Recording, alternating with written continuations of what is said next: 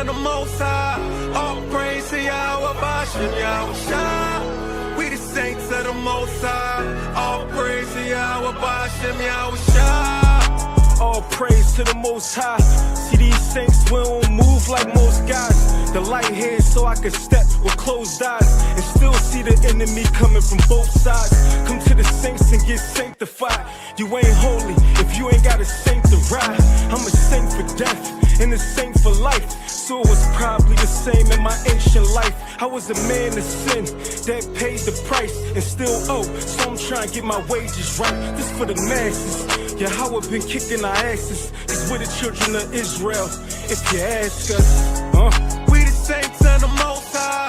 All praise to Yahawah Ahchyam Ahchwathyam. We the saints of the Most High. All praise to Yahawah Ahchyam Ahchwathyam. We the saints of the Most High.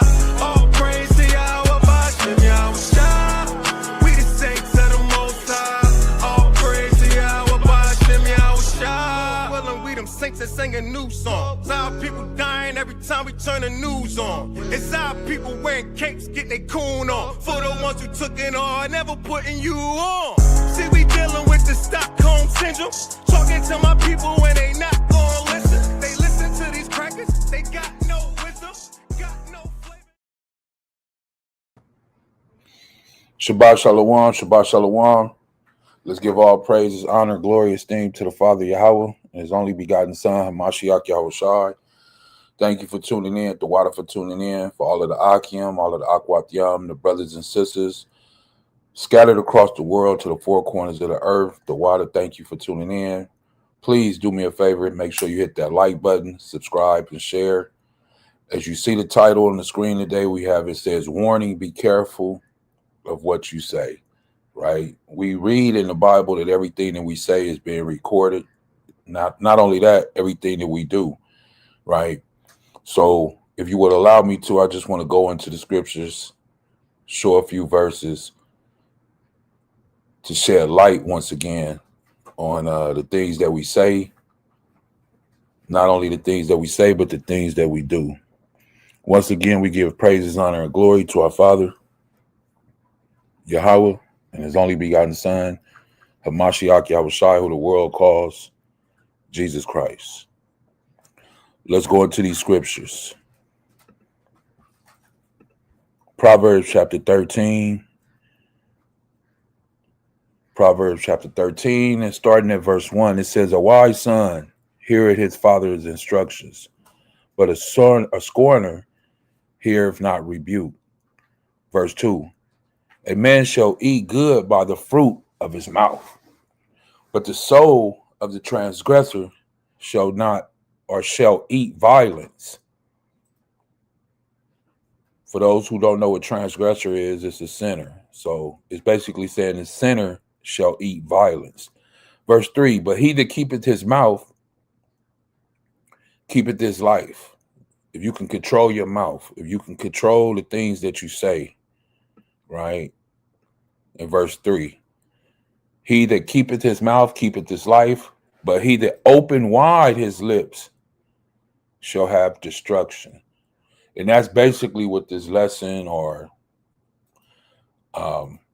this class that we bringing forth is about, right? Controlling your tongue, controlling your mouth, controlling your lips, everything that comes out of here, this area right here. And this is what the Bible says, right? So that's Proverbs chapter 13, verse 3.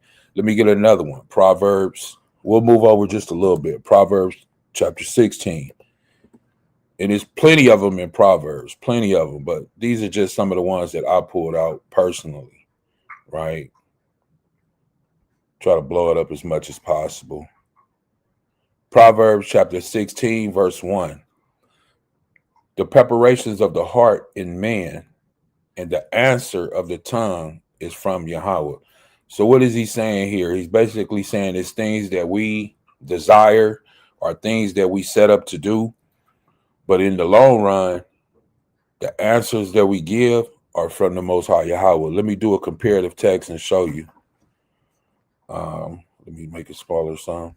Okay, you see right here, it says in the New King James and the New Living Translation, it says, we can make our own plans, but Yahweh gives the right answers. So yeah, we make our own plans. You know, you plan to go with your friends, or you plan to go to the movies or get something to eat. You know, you make those plans yourself. But it says Yahweh gives the right answer. His answer, his way is always right. That doesn't mean we always hearken and listen to his way, but his ways are always right. We have to remember when we live this life, as we live this life, we are the ones who go off against the Most High. We are the one who commit sin or transgression against the Most High.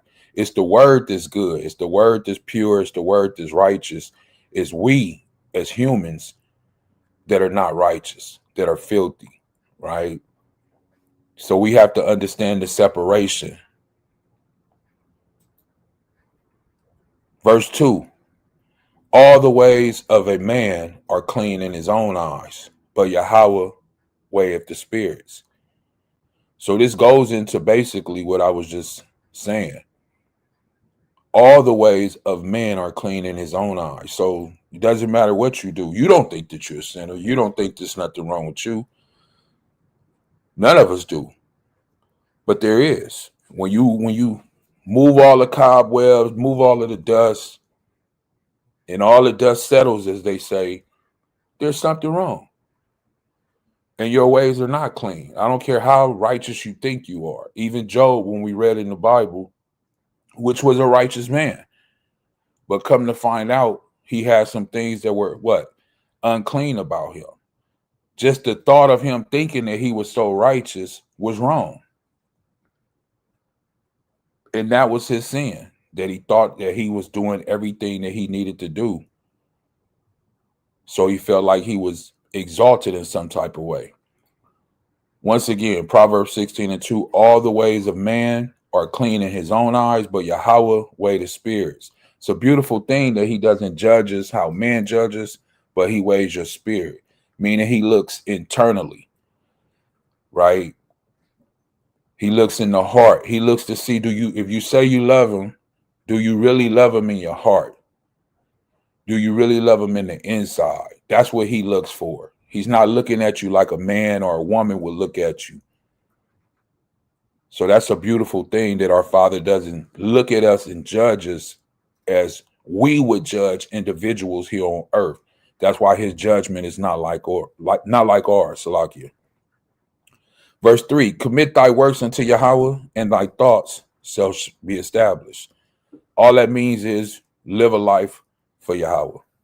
Commit thy works. So whatever you're doing or whatever you would do it for Yahweh. And then your thoughts will be established. Because if you're thinking of other things other than walking or being or living a life for Yahweh, then your thoughts may not be so established. They may be kind of up and down and pretty much everywhere, because you don't really know what it is that you want to do. Verse 4, Yahweh have made all things for himself, yeah, even the wicked for the day of evil. So there is people that are on earth that are just set up for the day of evil, for the day of destruction, right? He made those people to go off. Anytime you go off, or anytime you're not living as you should be living according to the Most High, he made you go off. It's not you, it's the Most High. That's why it says Yahweh have made all things for himself. Then it lets you know, even the wicked. Who are the wicked? The unrighteous. The ones that don't listen to his word. The one who disobeys what he says. What did he make them for? For the day of evil. He got to have somebody to destroy, right? He got to have somebody to go to war with. So he made those people. Verse 5, everyone that is proud in heart is an abomination to Yahweh. The world tells us to be proud of yourself, of your accomplishments, of the things that you're doing. Be proud. It's all over the wall. When you go to these institutions, when you go to these schools, when you go to libraries, when you go to these places, they tell you to be prideful. Be proud of what it is you're doing. People even tell you when you get these institution degrees, you know, they walk up to you, they give you a handshake or a big hug, and they say, what? I'm proud of you. You're proud of someone because they got a piece of paper from an institution that was from who? The wicked. Yet those people that got those pieces of paper, we'll call them degrees, they lack what? Information, or have no information about their own creator that created them and made them. And they're just living a wicked life. But once again, in verse 4, those people were created for what? The day of evil.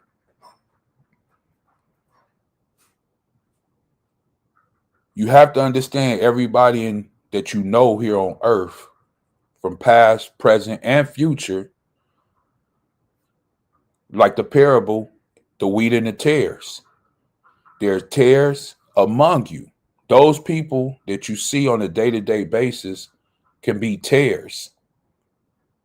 You yourself could be a tare. Or are you wheat? Wheat is something good. What is wheat? Something good. You can make things from it. Bread. What else can you make out of wheat?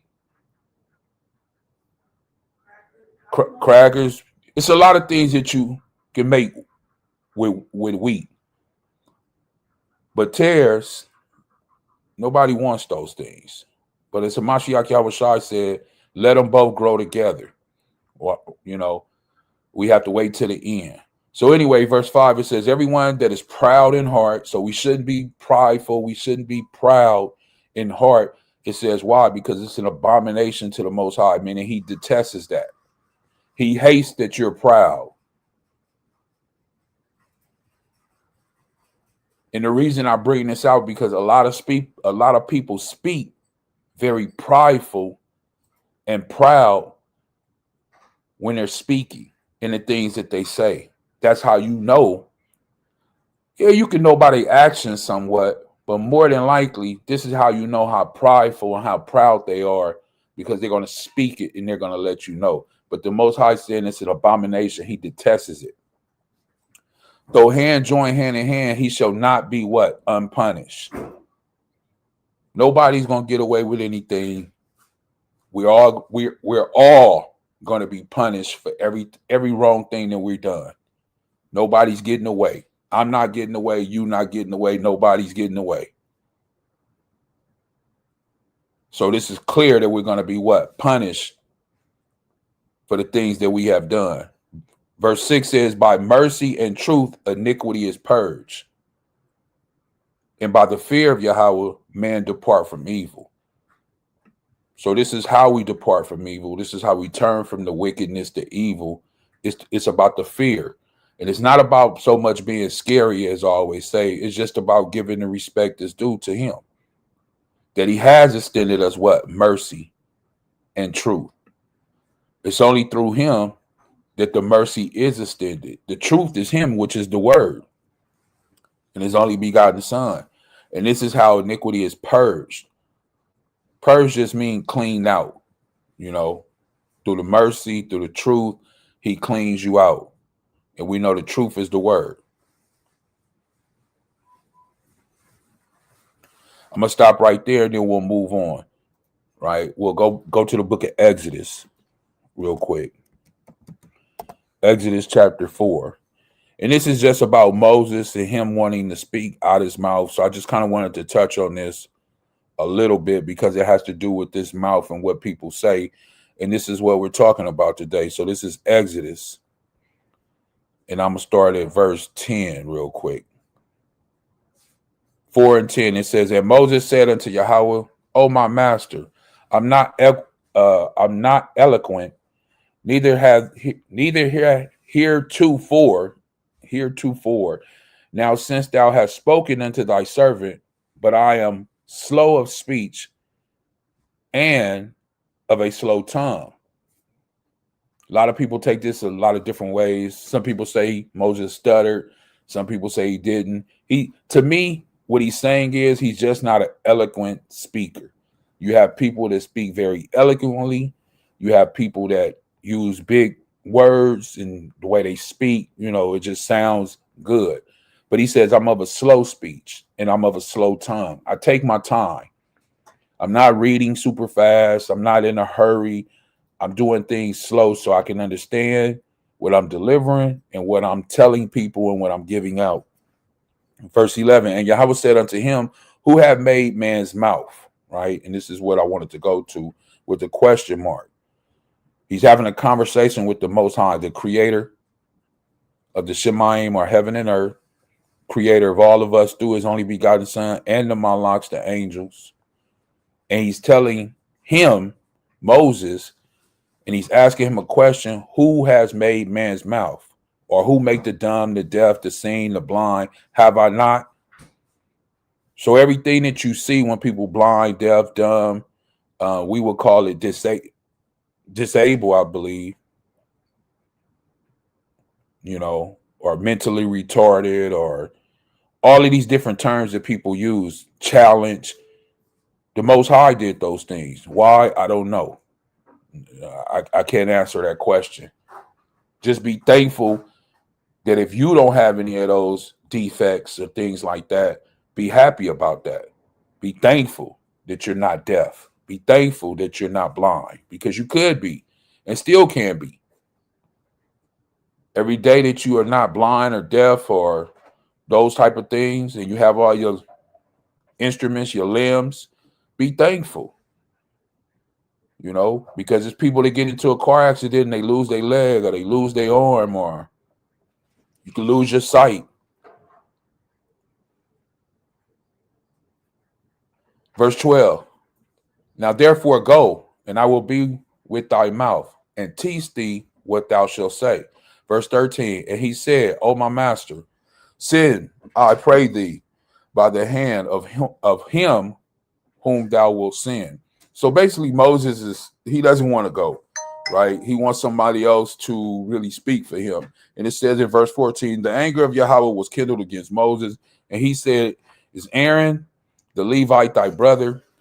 I know that he can speak well. And also, behold, he cometh forth to meet thee, and when he seeth thee, he will be glad in his heart. And thou shalt speak unto him and put the words in his mouth, and I will be with thy mouth and with his mouth, and will teach you what you shall do. Right? So the Most High is basically a little upset. He was, his anger was kindled with Moses, because he's telling Moses, like, I'm with you. Don't worry about how you're going to sound, how you're going to speak, if it's eloquent or not. Don't worry about that. I'm with you. But Moses just couldn't accept that. So he like, listen, I'll be with you and I'll be with your brother. Just tell whatever I tell you, tell your brother Aaron, and then he'll deliver it. So I just wanted to kind of show that the Most High is in our mouths. When we give answers, when we say things, he's in our mouth. He gave us the mouth to be able to speak. He gave us the, what's this thing called? Our vocal box. That's the very echo that you hear when somebody speaks. And that could be damaged, or you can lose that. You can lose your vocal box. Vocal cord, I think they call it. You can actually lose that, where you can't, like, speak. Right? Let's go to some more real quick. Let's go to the book of Numbers, chapter 12. Numbers chapter 12. And I'm going to start from the top. Give me 1 second. Let me go through these. Okay, Numbers chapter 12.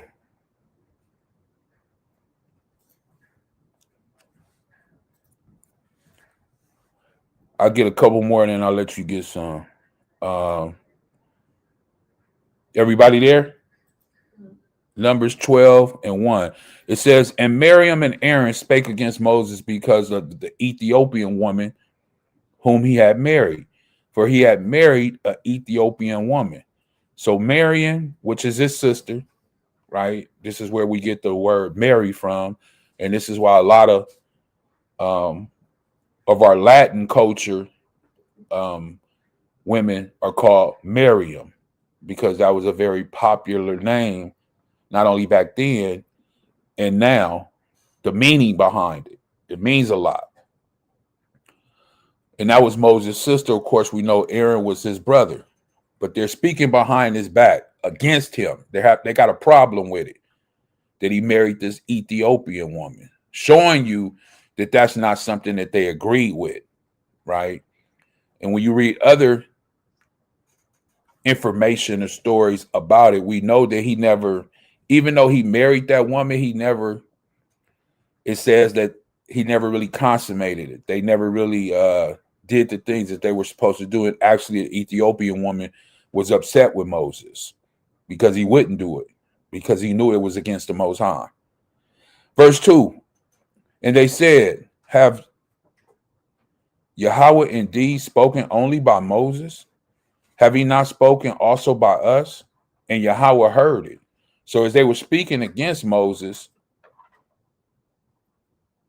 putting him down, speaking behind his back, it says that the Most High heard it, which means that the Most High is listening to us. I can't say at all times, but I know in particularly he was listening at this point in time, because it says he heard it. The conversation that they were having, he heard it. Verse 3, now the man Moses was very meek, meaning he was very humble, righteous, above all the men which were upon the face of the earth. At this particular time, Moses was the most meek, humble, righteous man that was on the earth. Verse 4, and Yahweh spake suddenly unto Moses, and unto Aaron, and unto Miriam, come out ye thee unto the tabernacle of the congregation.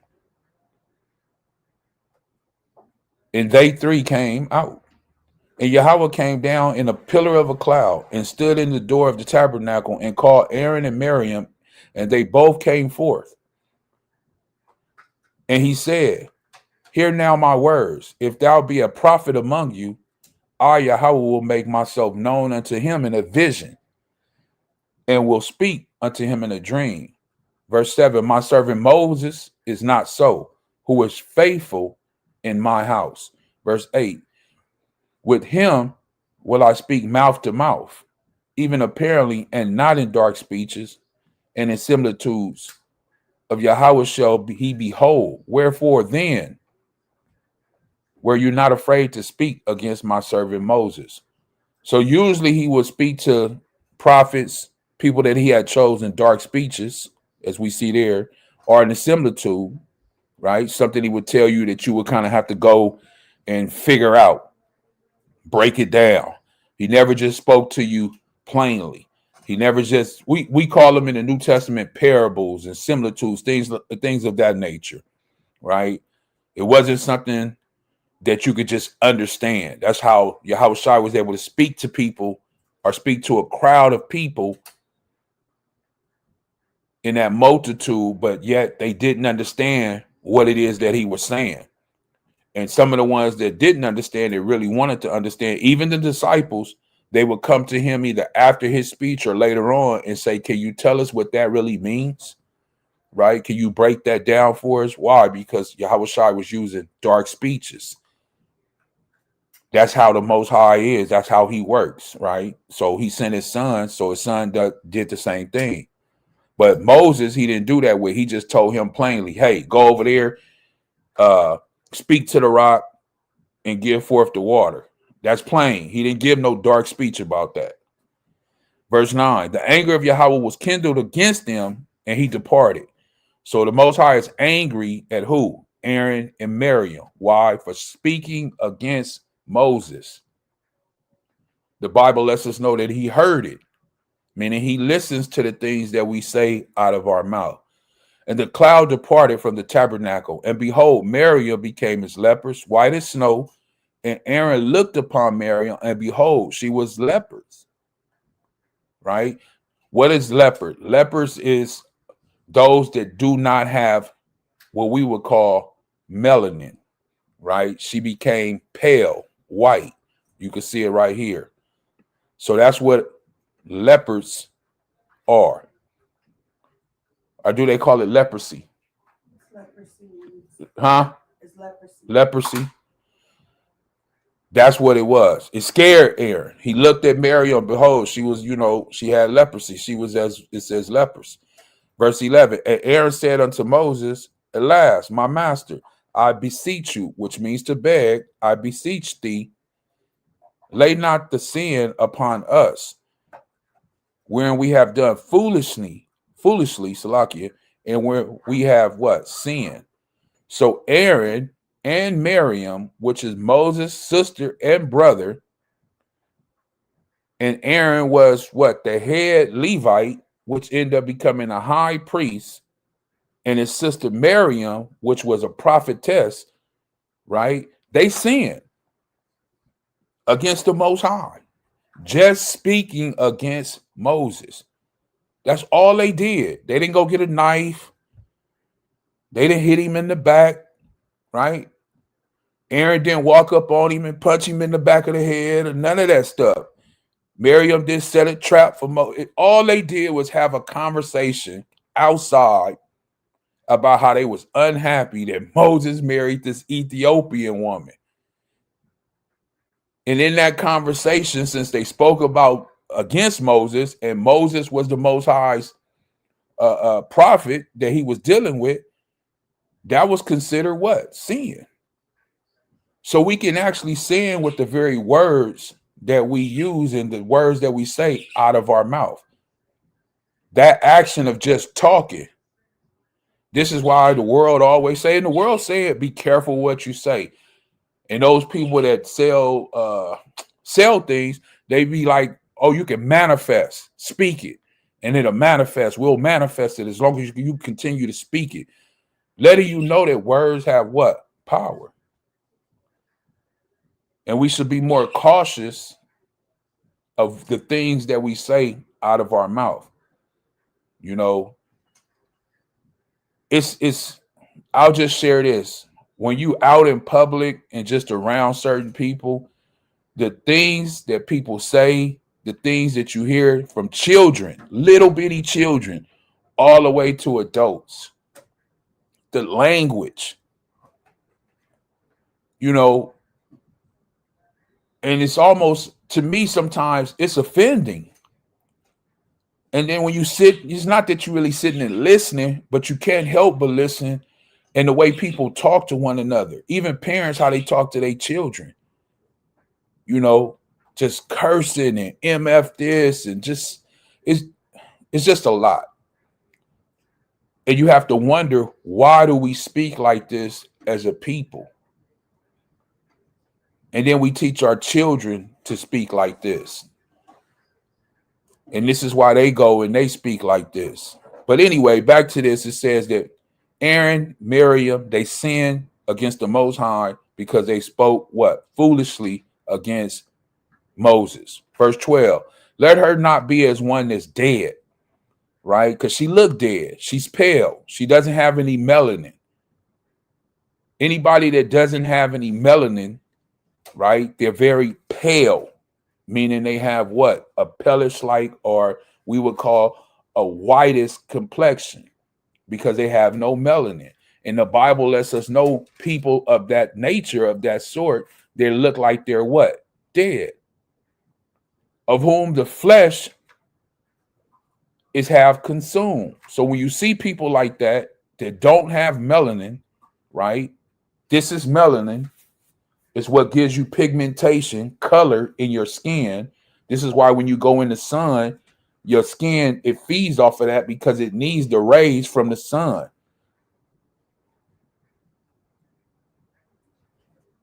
But when you don't have that, it says the flesh is half consumed when he cometh out of his mother's womb.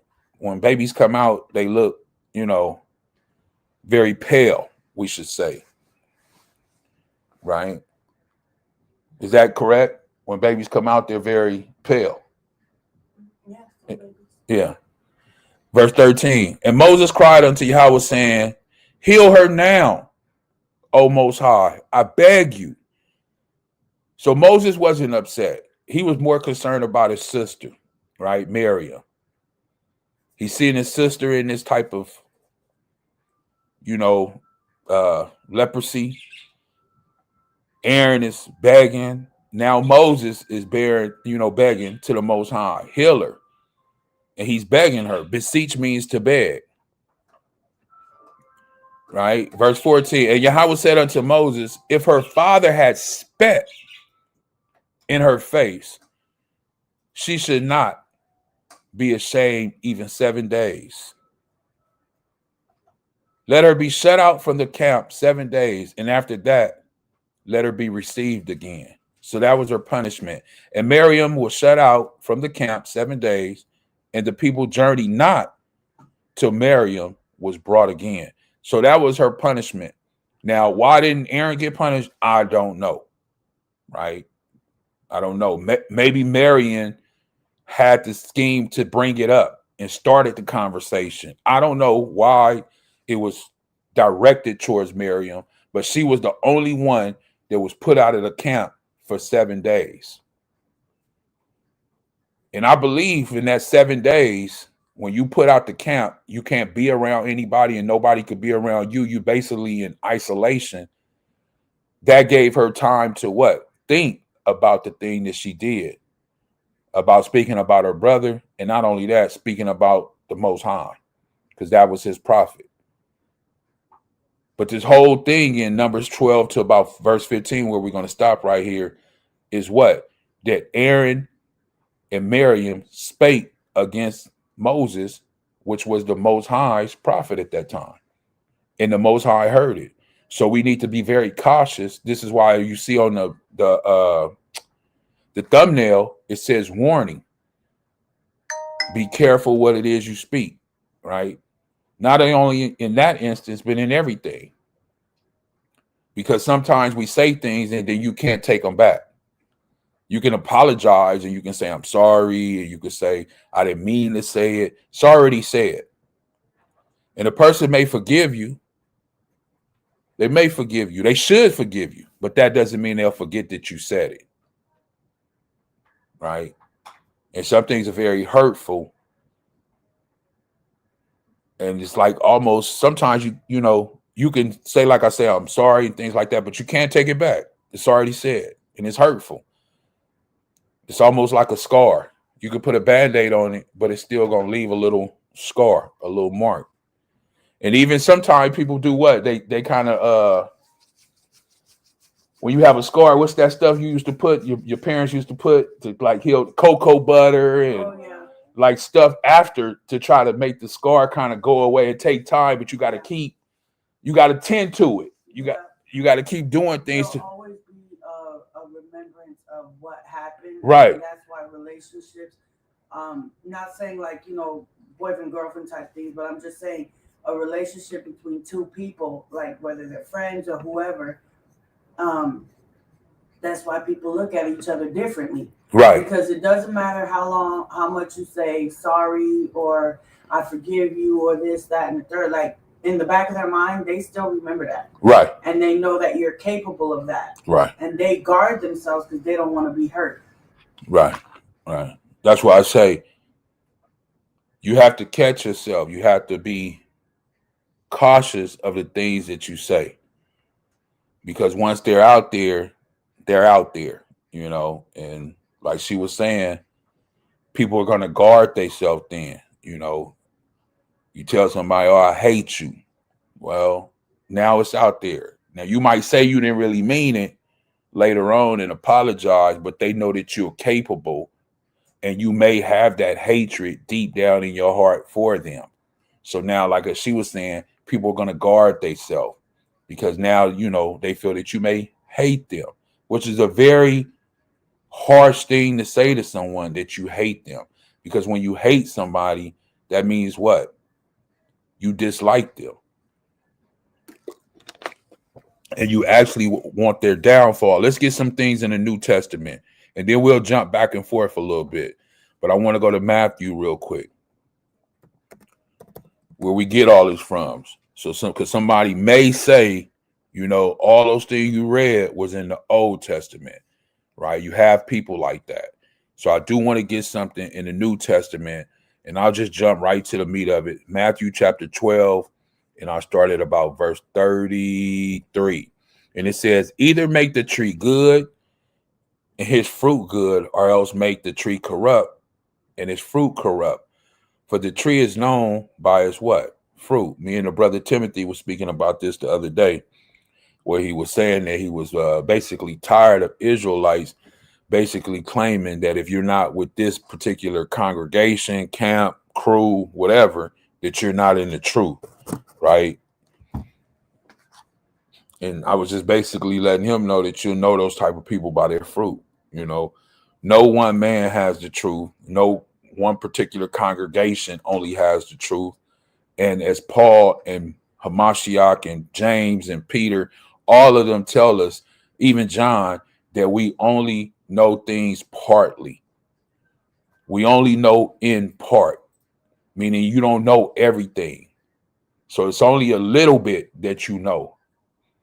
And the very little bit that you have that you think you know, you want to claim that you have the complete truth and you know the truth. And if nobody's not following you and with you, they're not in the truth. Those are man's ways, clearly. They just want you to follow them and be a part of their thing and just follow them, right? But those who know the word should not fall for that. Verse 34, O generation of vipers, how can ye, being evil, speak good things? For out of the abundance of the heart, the mouth speaketh, right? And we have to be careful with that. For out of the abundance of the mouth, of Salakia, out of the abundance of the heart, the mouth speaketh. Hamashiach Yahushua said the same thing, right? It's not what defile a man will go in his mouth, but what come out. Why? Because in the heart, he said there's adultery, murder, strife. All those things come from the heart. So when you hear people out there cursing in the street, saying they're going to murder and kill, and I don't give a whoop, whoop, whoop, whoop. And everybody's heard these type of things out there, especially if you live in the inner city. Those things, it says, come from the heart. As she was just saying, hey, a person may forgive, but they'll never forget, because now they know that may be deep down in your heart, and that may be how you really feel. So now the person has to look at you a certain type of way, because your capability of things have changed now. And now we don't know if, the comfortability of being around this person is wise, because they say they hate you. Verse 35, a good man of the good treasure of the heart bringeth forth good things, and an evil man out of evil treasure bringeth forth evil things. But I say unto you that every idle word that man shall speak, they shall give an account thereof in the day of judgment. So everything that we speak, idle word, man shall give an account for in the day of judgment. Letting us know that those things have been written down, presented to the Most High, and you're going to have to give an account. What does it mean to give an account? Does anybody know what it means to give an account? A testimony, or to just speak on what happened? Yeah, in a certain to tell what happened. Somebody give an account. For example, somebody say, hey, we want you to give an account. Yesterday, what happened when you got home? Right? And you can say, well, when I walked through the door, I came in and then I noticed, such and such on the floor, and I had picked it up and then I took it in the kitchen. And when I went into the kitchen, that's when I actually had slipped and fell, and I hurt my leg.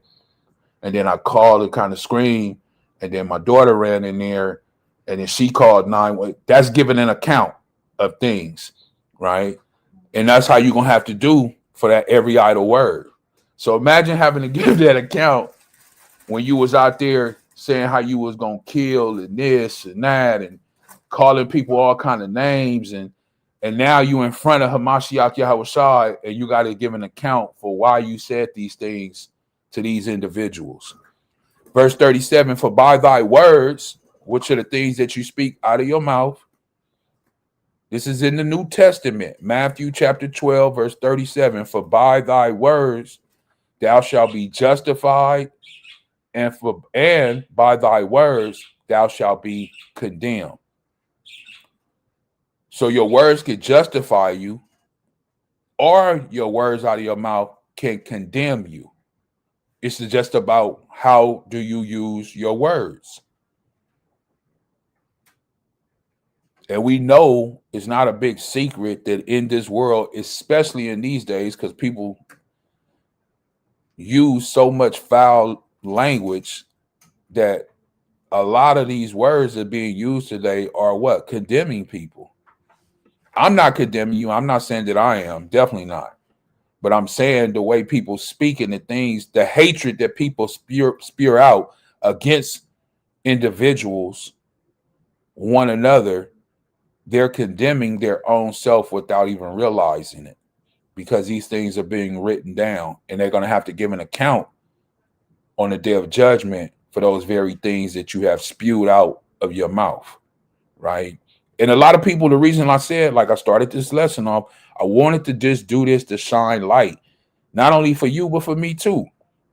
Because in this, when we tell people things, we have to understand those things that you say, they hold value and they hold weight, you know. And the things that's been coming back to me is when you say things, people hold that. And when you don't stand, how can I say this? When you don't hold dearly to the things that you say, it may let other people down, right? So you have to be careful when you say things to hold to them, because people or individuals hold your word to value. And it's good that people do that, right? So you don't want your word to have less value, to where when you say something to somebody or to people, they like, well, it's a 50-50 chance. Maybe, maybe not, or I don't know. You know, he says a lot of things, but they don't really happen, or it doesn't really go through. So what people start to say that is what? Empty what?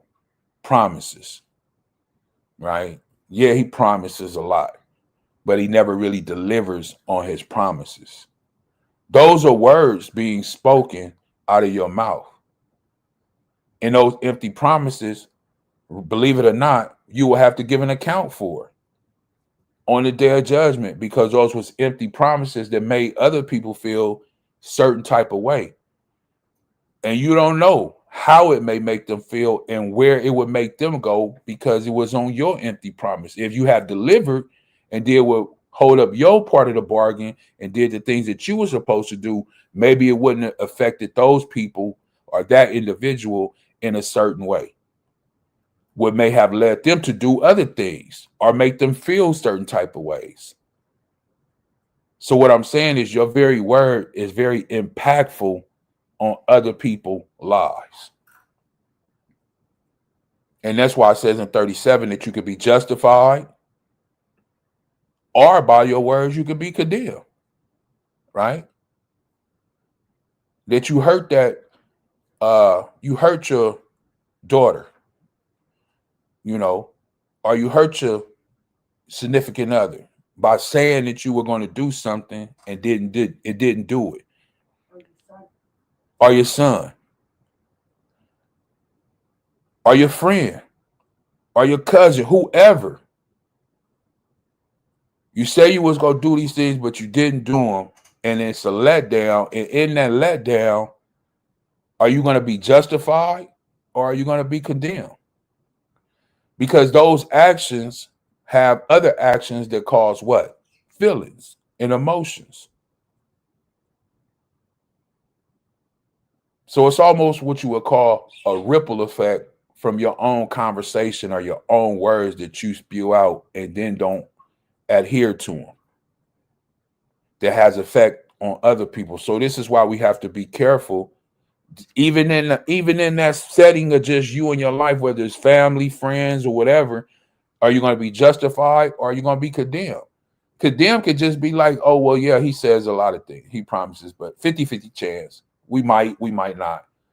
You know, he said it today, but he won't remember next week. Or she won't remember next week. That's being condemned. Nope, they don't have trust in you. They're basically casting you off, throwing you to the side. But to be justified is to be what? Righteous. A person can trust in that. No, they'll fight to the teeth. No, he said he gonna do it. Somebody might say, well, I don't think so. Another person said, no, he not like that. Or she not like that. If they said they gonna do it, they gonna do it. That's being justified. That's somebody standing up for you, justifying what it is that you said. Why? Because they trusted you. But being condemned is, hey, they like, nah, I wouldn't. Don't hold water on that. I don't think it's going to happen. There's no trust there. So when we see these things in the Bible, Matthew 12 and 36 and 37, we as individuals have to take the time to look about what is being said, you know, and why we're going to have to give an account. Why we're going to have to give account. Of course, if you're out there cursing and telling people you're going to kill them in this and all that, of course, that type of stuff. But even on the flip side, things that don't have nothing to do with that, just promises, things that you have said, things that came out of your mouth, right? So I just wanted to share that. Let's show an example of someone saying something, but didn't know it was going to have the impact or the ripple effect, how it was going to affect not only him, but his family later on. Let's go to the book of Judges real quick.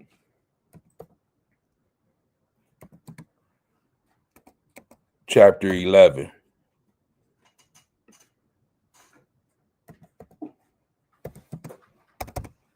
And I'll let you get this one in.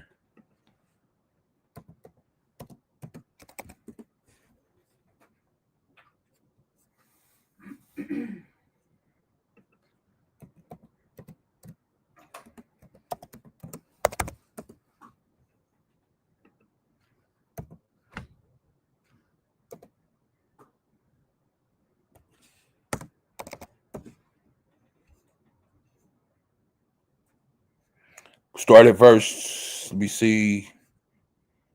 Yeah, this is where I want. Verse 29. And as you can see on the screen, we're going to be speaking about Jephthah. For those who don't, not Jethro, Jephthah, right? For those who don't know who he is, you're going to find out some things right now. But he was a man that fought not only for the Most High, but for the children of Israel, right? And we're going to get some kind of information about him right now. Go ahead. Judges 11 and 29. Then the spirit of Yahweh came upon Jephthah, and he passed over Gilead and Manasseh, and passed over Mizpah of Gilead. And from Mizpah of Gilead he passed over unto the children of Ammon. And Jephthah vowed a vow unto Yahweh, and said, If thou shalt without fail deliver the children of Ammon into mine hands, then it shall be that whatsoever cometh forth at the doors of my house to meet me, when I return in peace from the children of Ammon, shall surely be Yahweh's, and I will offer it up for a burnt offering. So I can start right there. So we see in verse 29, 30, and 31, especially verse 30, that Jephthah vowed a vow, right? He was speaking. He said something out of his mouth. And what did he say? If you would deliver these children of Ammon to me, if you give me this, if you give me power over this war that I'm finna go fight with these people, it shall be that whosoever come forth of the doors of my house to meet me, when I return in peace from the children of Ammon, right? It says, surely Yahweh, I will offer burnt offering. So he's vowing a vow. Not even knowing who's going to come out of his house first when he first walks up to the door. after winning this war and coming back home. He doesn't know. But he's saying whoever come out the door first, they're yours. I offer them up to you. Right? Go ahead. Verse 32. So Jephthah passed over unto the children of Ammon to fight against them, and Yahweh delivered them into his hands. Mm-hmm. And he smote them from Aroer, even till thou come to Minnith, even 20 cities, and unto the plain of the vineyards, with a very great slaughter. Thus the children of Ammon were subdued before the children of Israel. So the Most High did his part, right? Verse 34, go ahead. And Jephthah came to Mizpah unto his house, and behold, his daughter came out to meet him with timbrels and with dances, and she was his only child. Beside her he had neither son nor daughter. So after he won that war, he came back to his house, and the first person that walked out to greet him was who? His daughter. Why? He didn't have no other children. So when she seen her dad coming up, especially after he just came back from war, she wanted to salute him. She wanted to come out and embrace him. That was her dad. She came out not only just to embrace him, but what? Timbrels, right? For those who don't know what timbrels are, if I'm not mistaken, in band class, those things that you go like this together and they go tush, tush, right? And she was dancing. She was happy that her dad was home. But it goes into great detail to let us know that she was the only child. Besides her, he had not son or daughter. So imagine you said this vow, and now your daughter comes out, and you got to give your daughter to the Most High, right? She won't be with you anymore. She won't be able to have any children. She won't be able to have a husband. She won't be able to do any of that. She is given to the Most High now. No grandchildren, none of that. All that's gone now. This is what I mean by when he vowed that vow, did he know how deep that it was going to go? The impact that it was going to have on him. That he was going to lose his only daughter. She would never be married. She would never have any children, so he doesn't have any grandchildren. He lost his daughter. Now it's just what? Him. It doesn't even go into detail to let us know if his wife was still around or not. Right? Verse 35, go ahead. And it came to pass, when he saw her, that he rent his clothes, and said, Alas, my daughter, thou hast brought me very low, and thou art one of them that trouble me. For I have opened my mouth unto Yahweh, and I cannot go back. See? Now he's sad. Now he's hurt. As he said, you have brought me very low. When he hit that corner, he was on his way home. He was happy. He won the war. He was on his way home. He like, yeah, we did it. But as soon as he hit the corner and he seen his daughter run out, he like, oh, man, why did you come out first? And like I said, I don't know if if his wife was around or not, or she passed or what, because you would think it would be the wife that really ran out or one of the servants. Go ahead. Is that the one? This is the story about the one where he made that promise about his daughter? Yeah. And well, maybe he felt that way because he remembered that he made that promise when she came out. Right. He probably forgot all about it. You think so? No, I know so. Yeah, she say he was happy. Yeah, he was happy. Everything, but when she came out, it was the realization of what he promised, and it made him sad. Right. Right. Because why did I do that? True. And now here she is, excited for him, not even knowing what was promised. Right. She had no idea. Right. But this is why he's telling her right here in verse 35, you have brought me very low. Yeah. Right. Because he's sad now because the reality hit. Right. Celebration over. Celebration over. That fast. Yup. Yup. She was just saying, like, if you didn't hear that, he probably forgot all about that vow. Hey, and that's like a lot of us, we do. We say things. We say things to the Most High. A lot of people pray every day, say certain things, which is a vow. But when you wake up the next day or a week later, you kind of forgot about that. Right? And that's what she said. Hey, he went to war because he said that vow before he went. He went, You know, he slaughtered, he subdued them, he did all that he needed to do. Now he's on his way home. Like she was saying, he probably forgot all about that vow. Because we don't know how long it actually took to subdue them, but we know it took a period of time, But when he seen his daughter, like she said, hit him, boom, dang. He did that before he left. Yeah. And then he lets his daughter know, right? Because basically he offered her up without even knowing. I have a daughter that's sitting right here. Now imagine me making a vow to the Most High, and then my daughter that I made the vow for,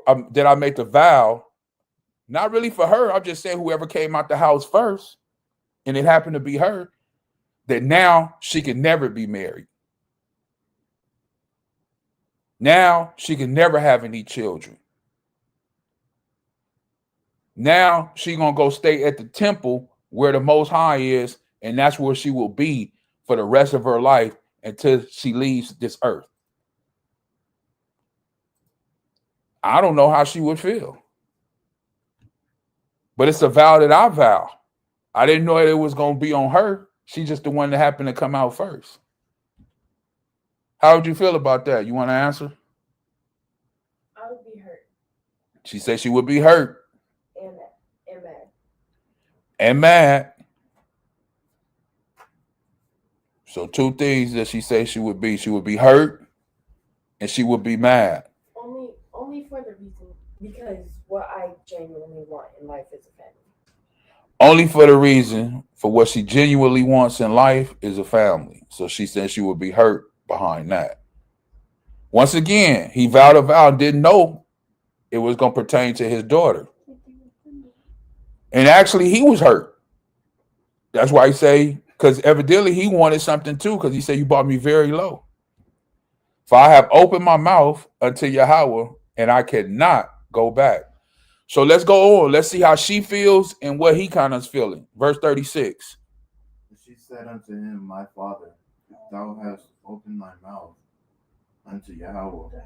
Do to me according to that which hath proceeded out of thy mouth.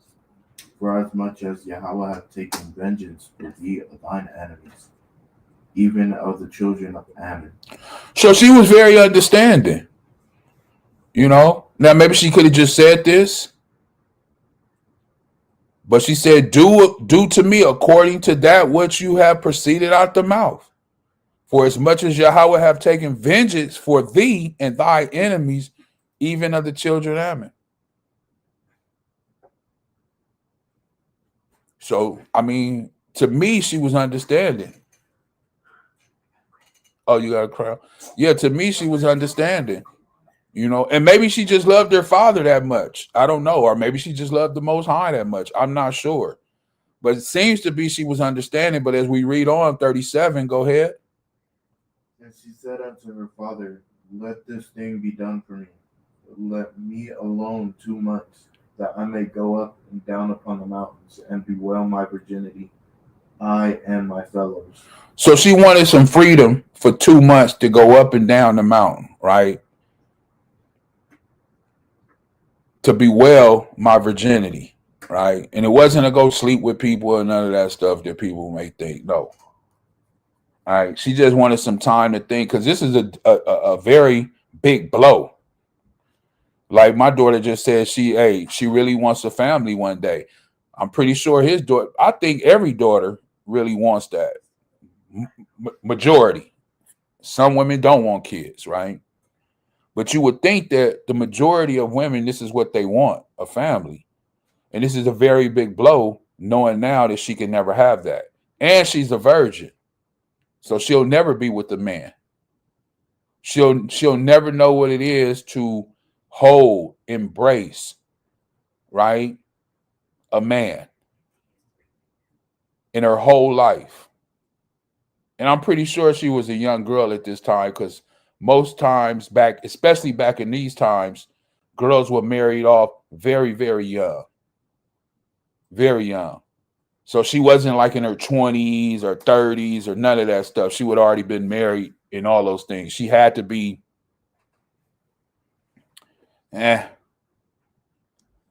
I say probably 15 to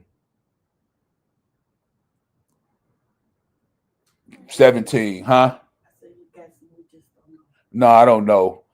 I just assumed that the girls, what we know through history and through the Bible, that the girls were married young back then, right? When they passed their flowers. But I don't see her being over 19, something like that. But once again, this is just my opinion. This is just my opinion, right? And especially her still being a virgin and being at home.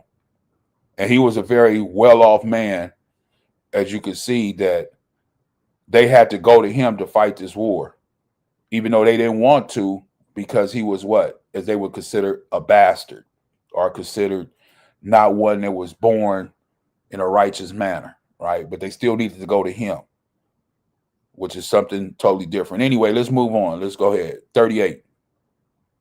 And he said, Go. And he sent her away for 2 months. And she went with her companions and bewailed her virginity upon the mountains. Mm-hmm. It came to pass at the end of 2 months that she returned unto her father, who did with her according to his vow which he had vowed. And she knew no man, and it was a custom in Israel, that the daughters of Israel went yearly to lament the daughter of Jephthah, the Gileadite, 4 days in a year. So we know that she never knew no man, because that's what's written, right? So she remained a virgin. She never got married. She never had children. Why? Because she was offered to the Most High. And the women are the sisters, Ahchyam of Israel, as it says, they went yearly to what? Lament the daughter of Jephthah, 4 days in a year. So they always went up yearly. Nobody really speaks about this or bring this up. I've yet to hear anybody speak on this or want to celebrate this, right? It says the daughters of Israel, and this is only for the daughters of Israel, went up what? Yearly to lament the daughter of Jephthah, meaning that was a big thing, like we just said, or she just said, to have a family. Why was they lamenting over that? Why was it such a thing that they wanted to go up year to year, 4 days in a year, not just 1 day, but 4 days? And I'm not going to add to it because it don't say nothing about no feast or nothing like this. This is just something that the daughters of Israel did for that woman, for that young girl, for his daughter, to lament that she had to go through that because of what Jephthah said out of his mouth when he vowed that vow. Look at the ripple effect. No grandchildren, no husband, no daughter. And that was his only child. I wonder, and this is only a wonder and assumption, I wonder if he knew that it was going to turn out like that with his daughter, would he still have vowed that vow? Go ahead. You raise your hand quick on that one. I did, because it just popped in my head, like, you know how they say, well, we know that that was his only child. Right. Right. And I feel like maybe it was done that way because that being his only child, in families, your firstborn is basically offered up to the Most High. Mm-hmm. And his firstborn happened to be a girl, and that was his only child. Right, right. So being offered up, it was like inevitable that that was going to happen. He needed him to do something, and that was offer up his child. But in a way, it had to be done to where it had to be an event of such a magnitude that it would make him offer up his child. So kind of like when you know you want something really bad, or anytime they have them stories in the scriptures. Yeah, because he didn't even really want to do this. No. When they came to him and offered him to do this, right, he was like, really like, nah, like, why y'all want me? Because remember, he got cast out from all his brothers and his family. So they kind of kicked him out. It's almost like how you have nowadays, it's always the black sheep of the family. Basically, yeah, he was the black sheep. You get it? Yeah. So then, because he was born from a, if I'm not mistaken, he was born from a prostitute. But go ahead. It's like it's like being a black sheep of the family. You get cast out, this, that, and the third. But yet the Most High has something better for you. A plan that he has for you. But in return, he only had one child. Right. So he may not have wanted to do this because that's his only kid. What if something happened? This, that. So he's going to go and pray to the Most High to make sure he comes out of this. Right. Not knowing the back end of it. Most High answers prayers. And he did.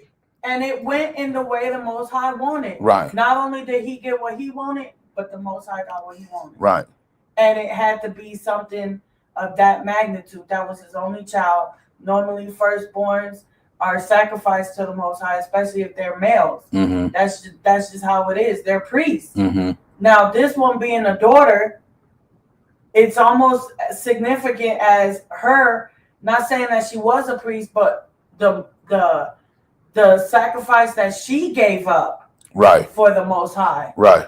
And remember, she could have easily just been like, I'm not doing that. But she listened to her father. Well. And did what she was supposed to do.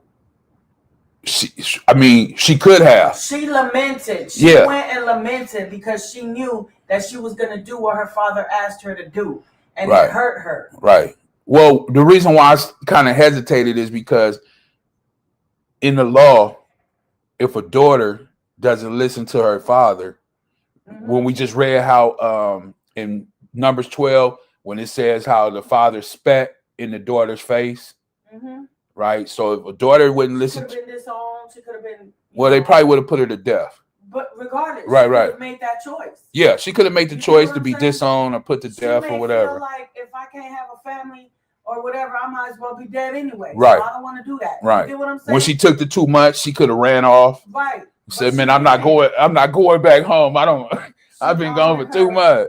She honored her earthly father. And right. She honored her spiritual father. Right. That's what she did. Right. She did what she was supposed to do. That's why at 39 years it says, and it came to pass at the end of 2 months that she returned unto her father, who did with her according to his vow, which he had vowed. And she knew no man. And it was a custom in Israel. Yeah. And like you said, hey, especially now in 2025, if you vowed a vow like that, I don't know if the daughter will return. You know, I don't know. No, I'm not even gonna ask that. Something like that.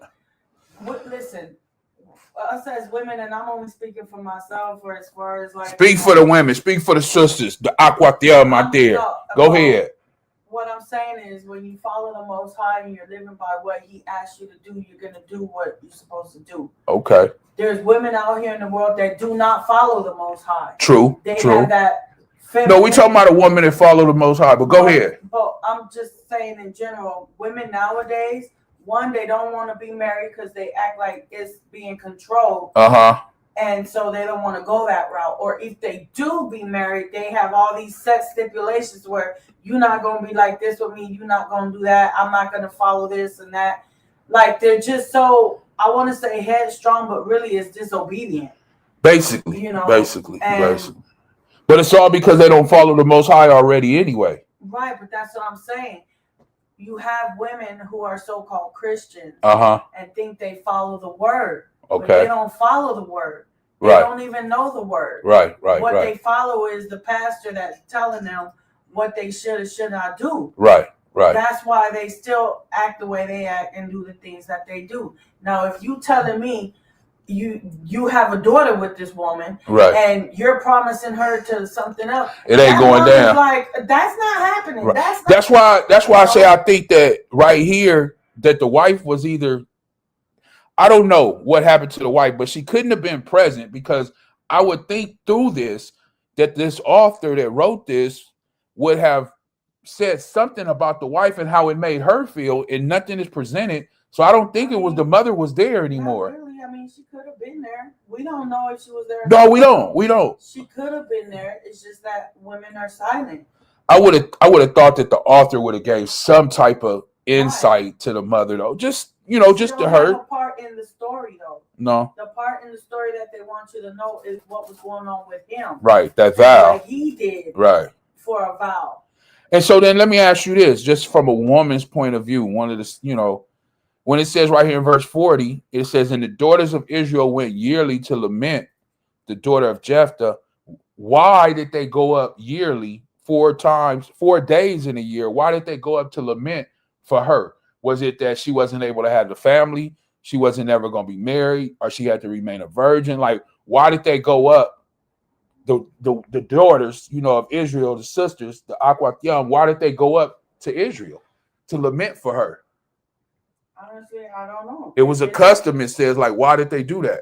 I don't know. Maybe it was because, the family issue thing. The family. It could also be like as a praise. Also as a praise that she was willing, she was willing to do that for the Most High. Yeah. Yeah. Okay. I could see that. That she went through with it, as you said, a daughter, and she hearkened to her father, her dad, and hearkened to the Most High. Because maybe some of those sisters felt that they wouldn't be able to do that. Okay. And they lament like, oh man. So she was saying that some of the sisters felt maybe they wasn't able to do it, or go through with that. So they wanted to basically show and lament for her, that she had to go through that, or that she went through it, right? Yeah. So almost like what a travesty that you have to go through that, but what a good thing because you're doing something for the Most High. Right. All praises. Well, let's hit another one. Let's move on real quick. We're hitting rapid fire now.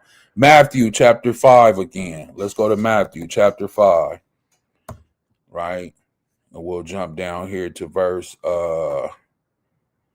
Matthew 5. Let's see. And 30.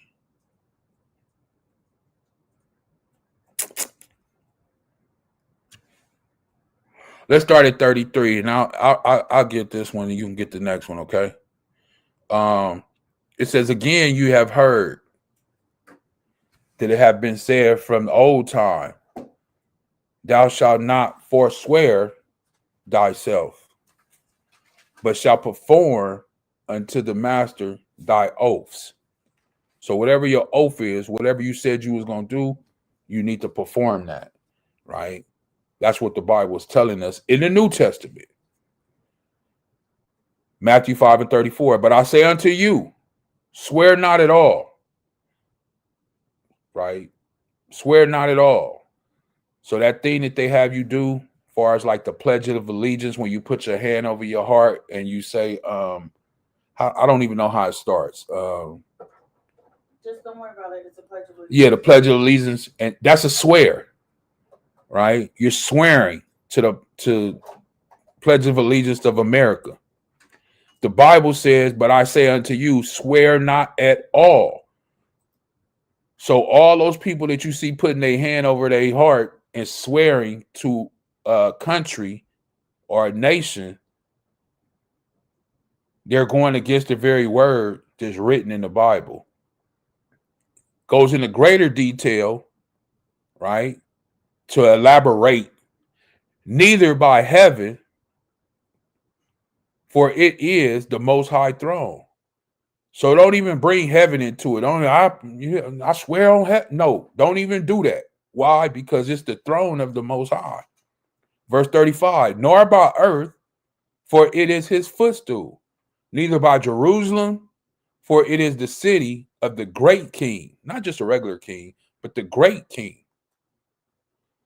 So don't swear by heaven, earth, Jerusalem, the city, none of that. Verse 36, neither shalt thou swear by thy head, because thou canst not make one hair white or black. You have no power to do anything with your hair, to make it white or black, or gray or black, right? I guess some have silver, which is like gray, and then some people really have actually like white hair.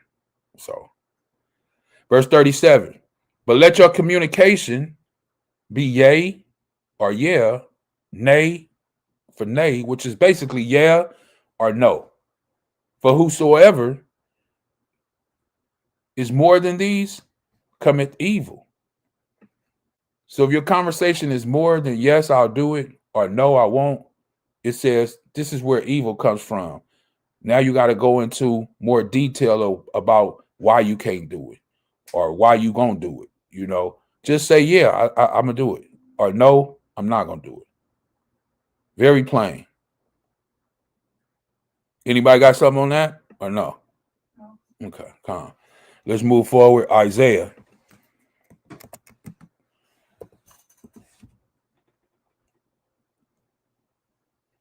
You want this one?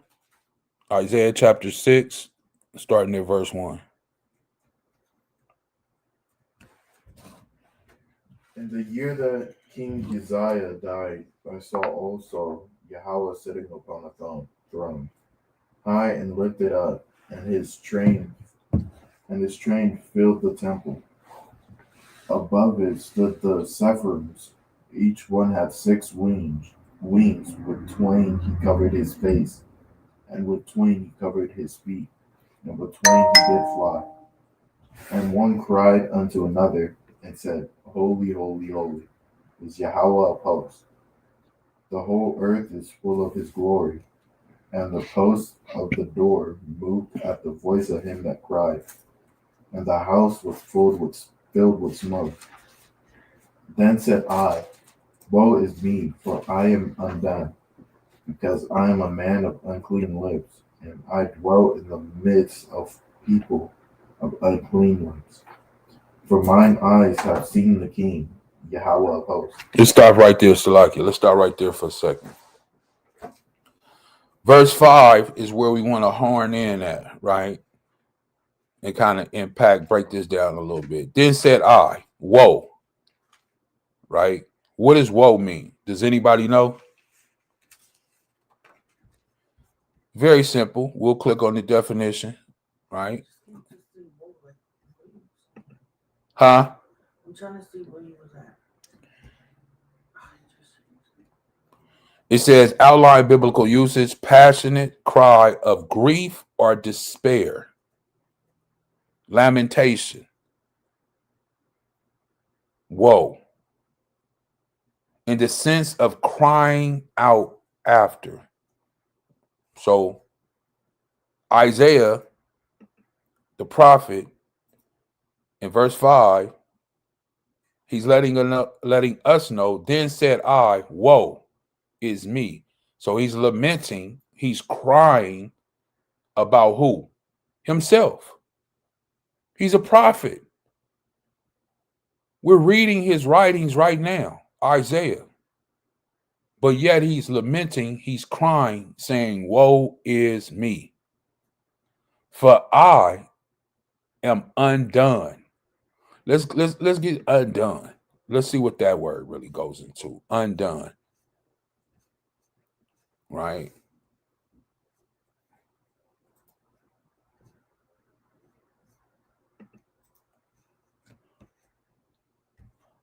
It just says to cease, cause to cease, cut off, destroy, perish, a primitive root, to be dumb or silent, hence to fail or perish, trans, to destroy, cease, be cut off. So he's saying that he is what? For I am cut off. He's saying I'm undone, but I'm cut off. I'm perishing. I'm messing up. This is the prophet Isaiah. Then you see the marks here. What is this called? The dot at the top, the dot at the bottom. Colon. Not a colonoscopy. What is it called? It's a colon. Oh, called. What are you talking about? So he's going into detail right here, right after that. And when we see those two right there, it's letting us know that now he's going to elaborate on why he said these things. Woe is me, for I am undone. Right? Woe is me. Remember, woe means what? To lament. To lament. Undone means to what? Be cut off. So he's saying he's lamenting. He's cut off. Why? It says, because I am a man of what? Unclean lips. Meaning he has spoken things that he should have not spoken. Things have came out of his mouth from his lips that were unclean. And he realizes this now.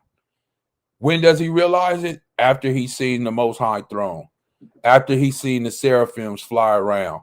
After they were saying, Quadash, Quadash, Quadash, holy, holy, holy. Once he's seen all of these things, he realized that he is a man with what? Unclean lips. Almost like your parents back in the day when they used to say, come here, let me wash your mouth out. You know, I don't know if you ever went through that. Yes. Are they brush your teeth with or brush your mouth with Ajax? Since you don't want to brush your teeth when you was a kid, stuff like that, you know, for those people that went through things like that. That Ajax is abuse. Now, Yeah. soap is something else. Soap too. That's what I meant to say. I don't know if it was Ajax. I take that back. That's insane. Yeah, I don't know if it was I think it was soap. My bad. I don't know if it. But you talking about? You know what Ajax? I'm talking about the blue one. That's It don't matter. chemical. Yeah, chemical. That's abuse. You know, well, I soap. did- We'll I say did- soap I did / soap. Ajax. I did a bar soap. I ain't gonna lie. Oh, you did some soap before? Yep, on Annalise and on Devon. So did. Hey, shout out to y'all out there. She said she got you a soap and what? Just soap. Just soap.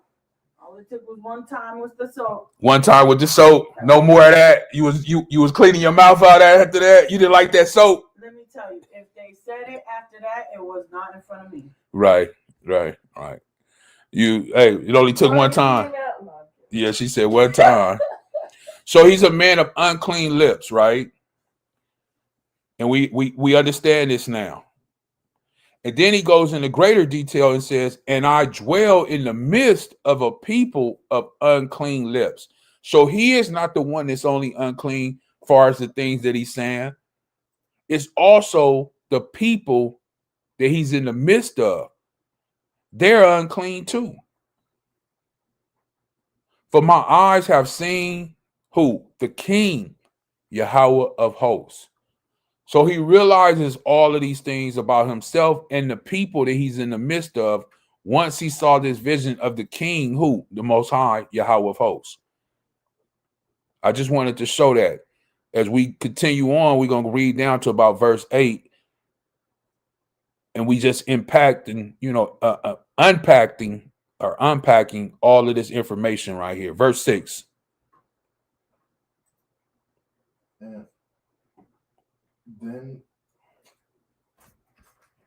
Then flew one of the seraphims unto me, having a live coal in his hand, which he had taken with the tongues from off the altar.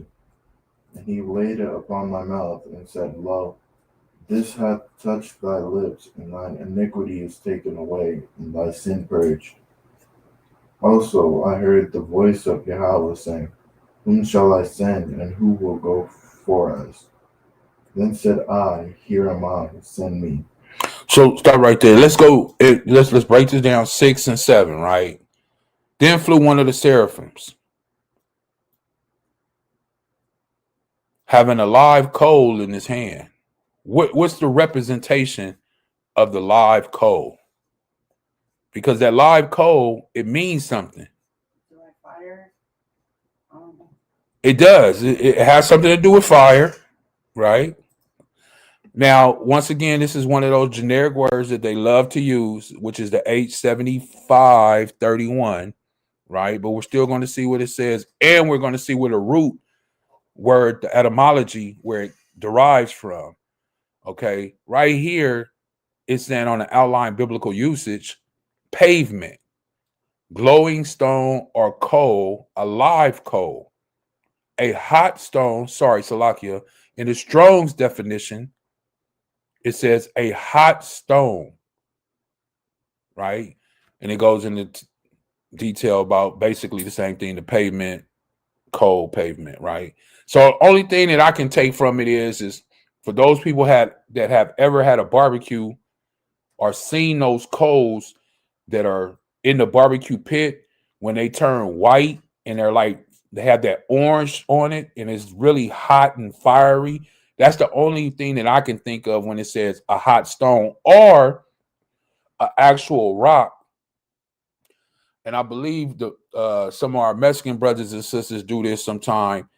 They have a hot stone where they heat it up under the fire. And then they have like a soup or something, if I'm not mistaken, where they drop the stone in and it starts to bubble. I think I've seen that, but it's like they drop something in it. Or for those Chinese people, when they have the hot stone and they take the little meat and they put it on the stone and it's hot and they cook the little meat, right? Those are things that I can only think about. So either a hot coal, like from a barbecue pit, or a hot stone that they have heated up. But let's see what the etymology is of the root word, which is the H7529. Wait a minute. It went into another one. It says a hot stone, glowing stone, or coal, flame, fire, bolt, spark. A red hot stone for baking, right? So this is what it basically means, what it's boiled down to. But it's giving us one more for the root. Okay, it continuously goes to a different route. So I'm not going to continue to go down that rabbit hole. But we know that it says a stone, right, or a coal. So we get that. So this seraphim is bringing a live coal, as the Bible is saying, hot, in his hand, which he had taken with what? Tongues from off the altar. So he didn't necessarily touch it with his hands. He picked it up with tongues, so letting us know that that's how hot it is. Verse 7 says, and he laid it upon what? My mouth.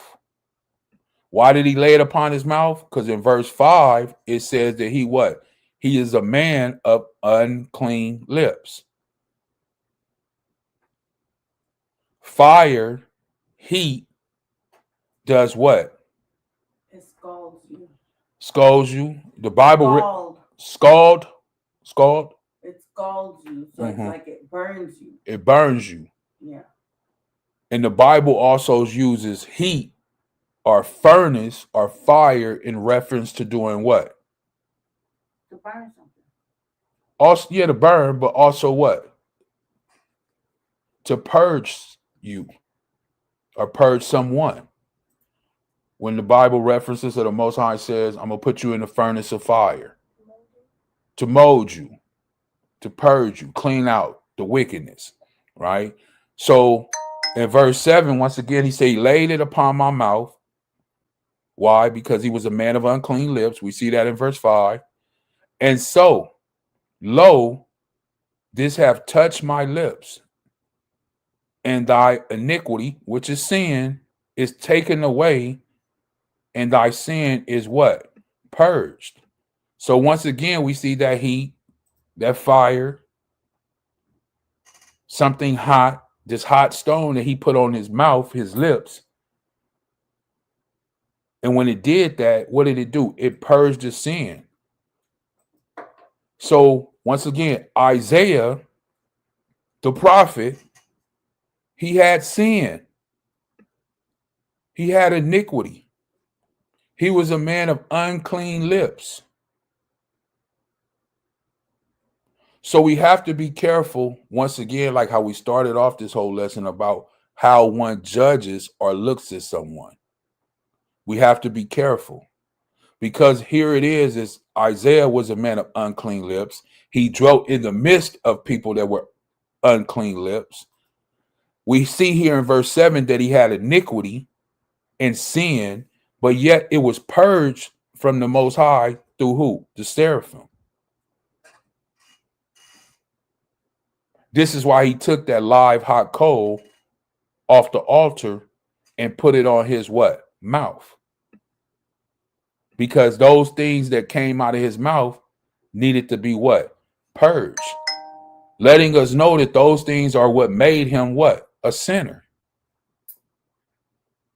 Once again, not only did it call Miriam and Aaron a sinner for the things that they said against who? Moses. We see here and right here in the book of Isaiah that it's also referring to Isaiah as a sinner. For what? The things that he said. This is why he's stating that he was a man of unclean lips, and he dwelt in the midst of a people that were full of unclean lips.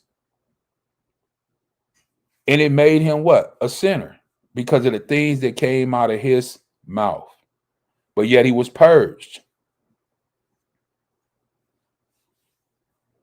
And in verse 8, as he read, he says, also I heard the voice of the master of the Most High Yahweh saying, who shall I send and who will go for us? Then said I, here am I, send me. Go ahead, read verse 9. But listen to what he's saying here very clearly. After all that happened, the Most High want to know, who shall I send?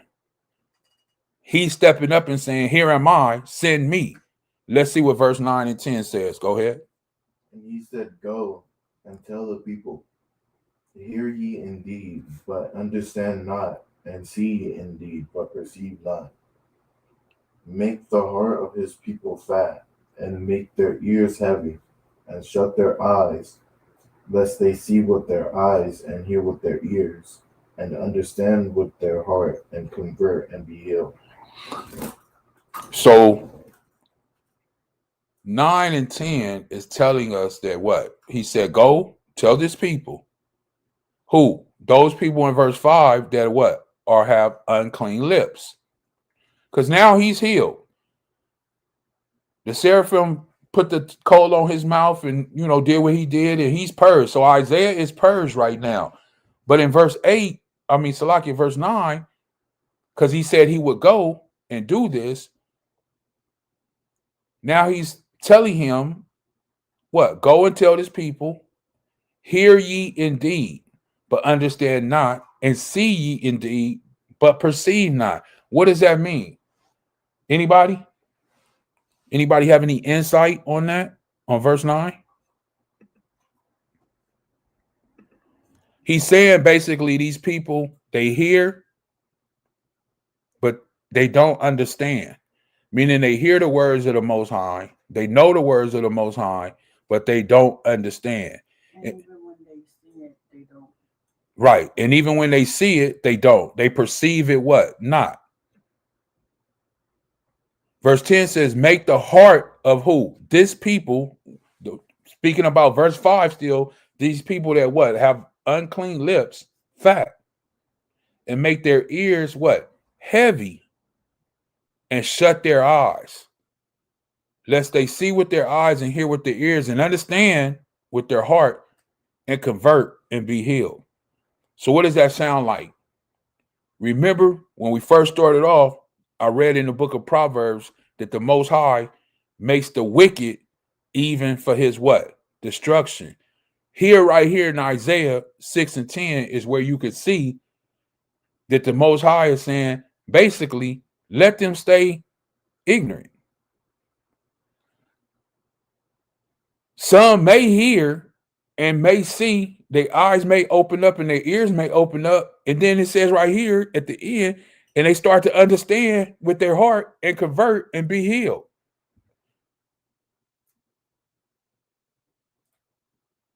Is that what he wants? Is that what the Most High wants? Does he want these people to convert and be healed? Or does he want them to what? Not be able to understand? Well, it speaks more about this in the New Testament. But this is the prophecy about it in the Old Testament in the book of Isaiah. Let's go to Matthew chapter 26 real quick.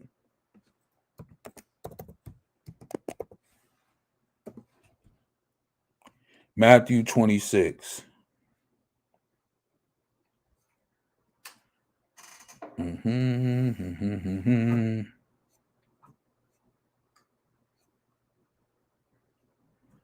And I'm going to start at verse 31. Verse 31. Let me know when everybody's there.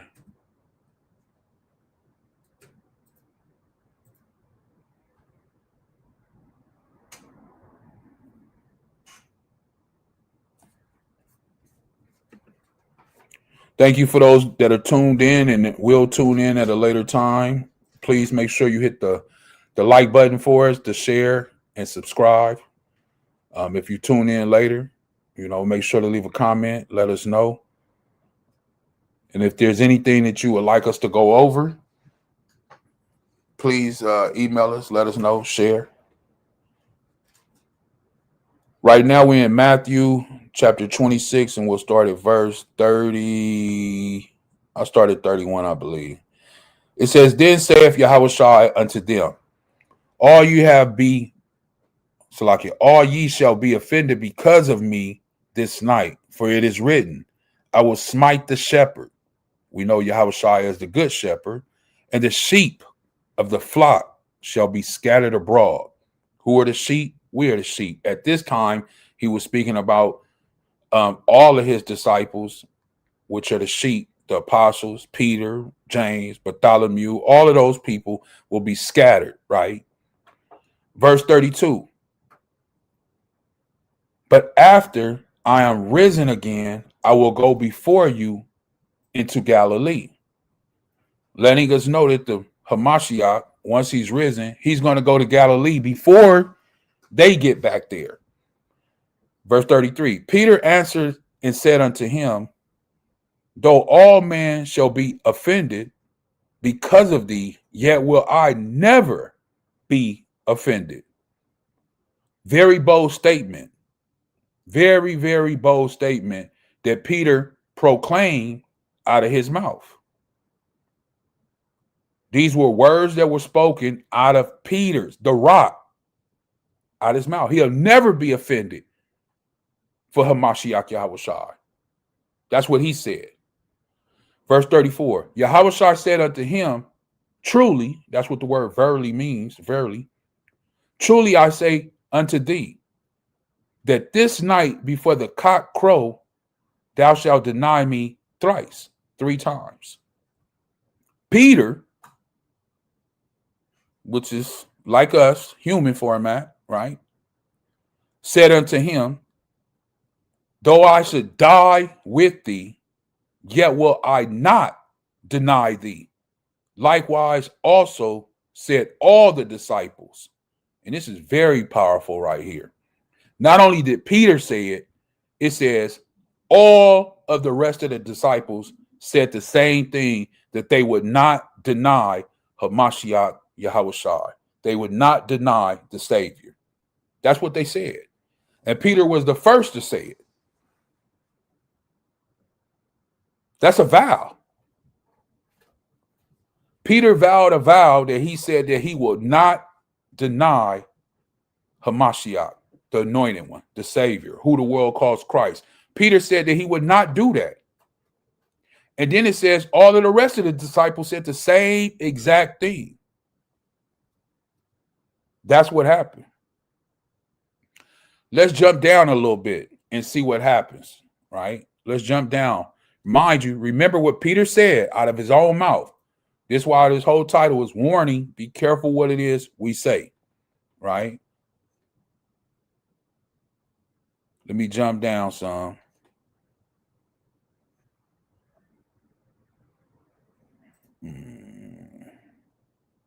Here it is right here. Peter's denial. Let's go into it, right? So that same conversation Peter was having with Yahushua, here it is here. Matthew chapter 26, verse 69. Matthew 26 and 69. Now Peter sat without in the place.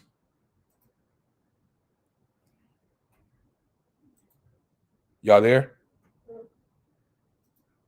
You there? Yeah. A damsel came unto him, saying,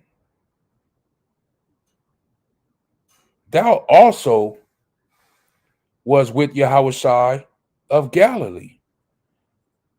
But he denied, before them all, saying, I know not what thou sayest. So that's the first denial. There was a young girl, a damsel, sitting around the palace, and he said, wait a minute. She said, wait a minute. You used to be with Yahawashi from Galilee. He says, listen, girl, I don't know what you're talking about. I don't know. Verse 71. And when he was going out into the porch, another maid saw him. Another young girl saw him and said unto them that were there, this fellow was also with Yahawashi of Nazareth. So we would say they putting him on blast, right? These young maidens or these young girls, when they see Peter, they're letting it be known to the other people that are around that he was a companion or he was with Yahawashi of Nazareth. Verse 72. And again, he denied with the oath. This is deep. He letting us know with the oath he denied it. I don't know that man or the man. I don't know the man. He's denying Yahawashi HaMashiach, who he just said he would not deny. He's telling these people, I don't know that man. I don't know him. After he just vowed a vow saying that he would die for him. And all the disciples said that. Now here it is little while later, Peter is denying him to all of these other people, saying out of his own mouth that I don't know Hamashiach. Verse 73. And after a while came unto him they that stood by, right? All the people that was kind of standing by, listening to all of this stuff that was going on, especially these young damsels or young girls that were accusing Peter of being with Yahawashi HaMashiach.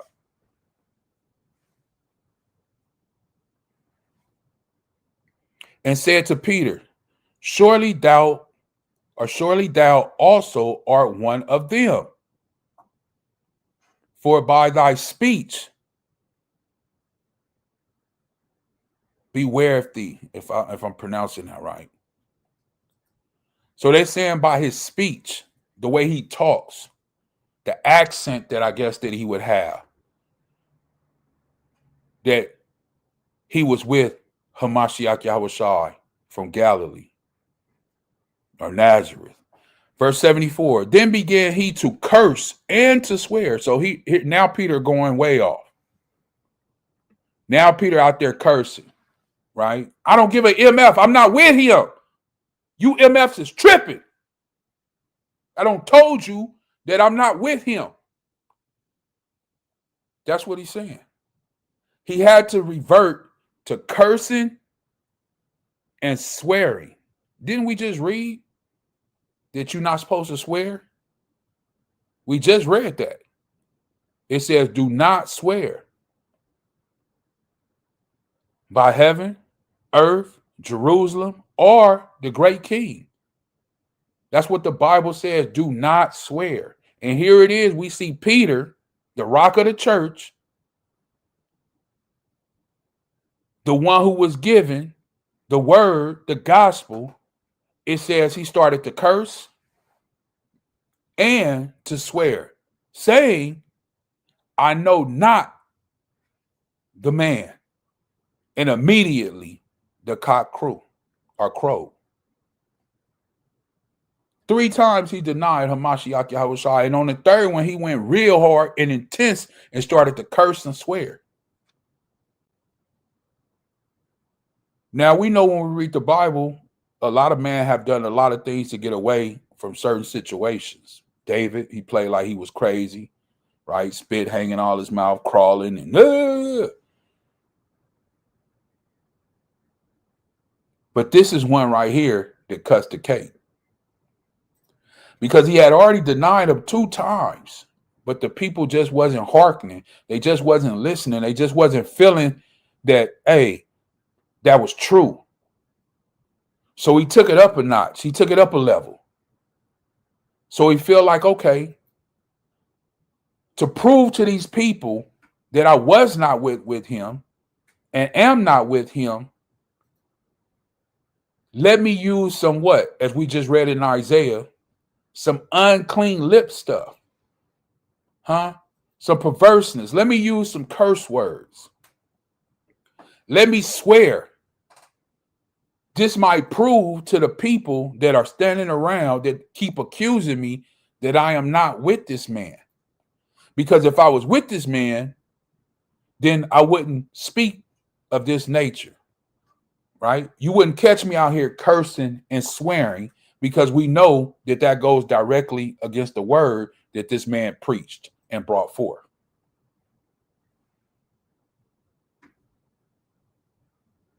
So that's a very powerful thing that we see here, that we know that Peter started to curse and to swear. And here's the prophecy right here, as he told him. It says immediately, right then when he said it the third time, it wasn't he had to wait 30 minutes, an hour later, he got a letter in the mail, none of that stuff. It says immediately the cock crowed, signifying to him in verse 35, here it is, and Peter remembered the word of Yahushua. Isn't that something? I can only imagine, you know, we say things, I've said things, I'm guilty of it. I've said things, especially not only about the Most High or to the Most High, and things didn't work out that exact way. And, you know, I may have not walked down that path that I said I was going to walk down, the way I was going to walk down. Maybe I stumbled, maybe I fall. You know, I'm still here today, but at the same time, there are things that I remember that I've said to the Most High, and it makes me feel a certain way in the inside when I don't uphold that, or I have not upheld that, and it makes me feel a certain way in the inside.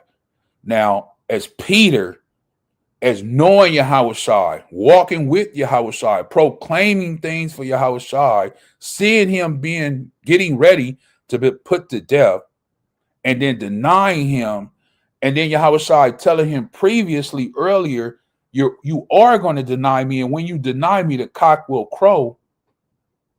So you can know that I'm telling you this ahead of time, so when you hear the cock crow, you will remember that I had already prophesied that you was going to do this.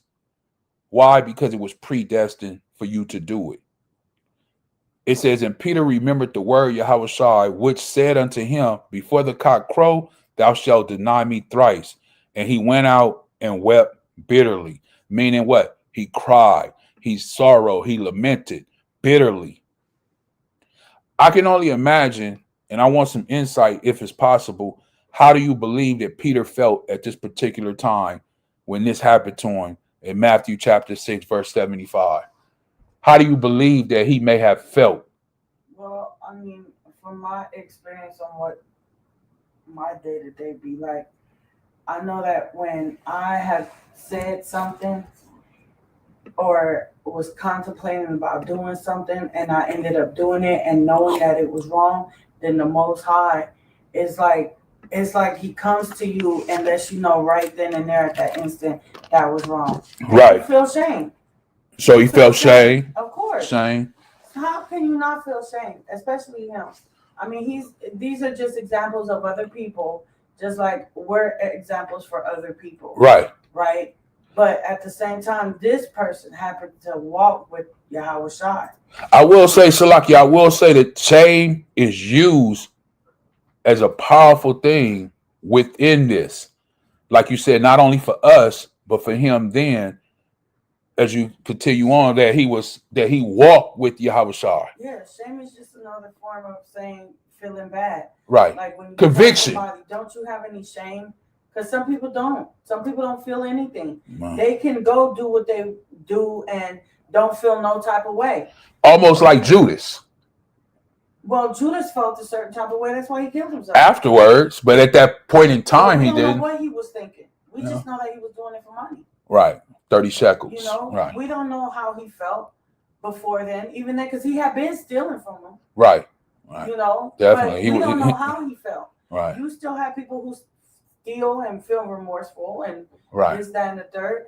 And then you have other people who do the same thing but don't have no remorse. Have no feelings Right. for it. Right. You know, they right. feel no type of way. Right. They have no shame. They don't feel nothing. So do you feel every day doing the same thing without feeling nothing? So do you feel that those people that do those type of things but don't have any remorse or don't feel any shame, as opposed to the other people who may do those things and do feel remorse and shame, do you feel like those people that don't are pretty much without the Most High at all, and they're just like cast off, and then the other people that do feel remorse and shame, even though they do it, that they may still have somewhat of a chance to come back to the Most High and repent of those things? I don't think that they have no chance, the ones that don't have no remorse. I just feel like they're lost. So the ones that don't have remorse, lost, they don't know no better. Okay. Kind of like how you say he winks at the ignorance.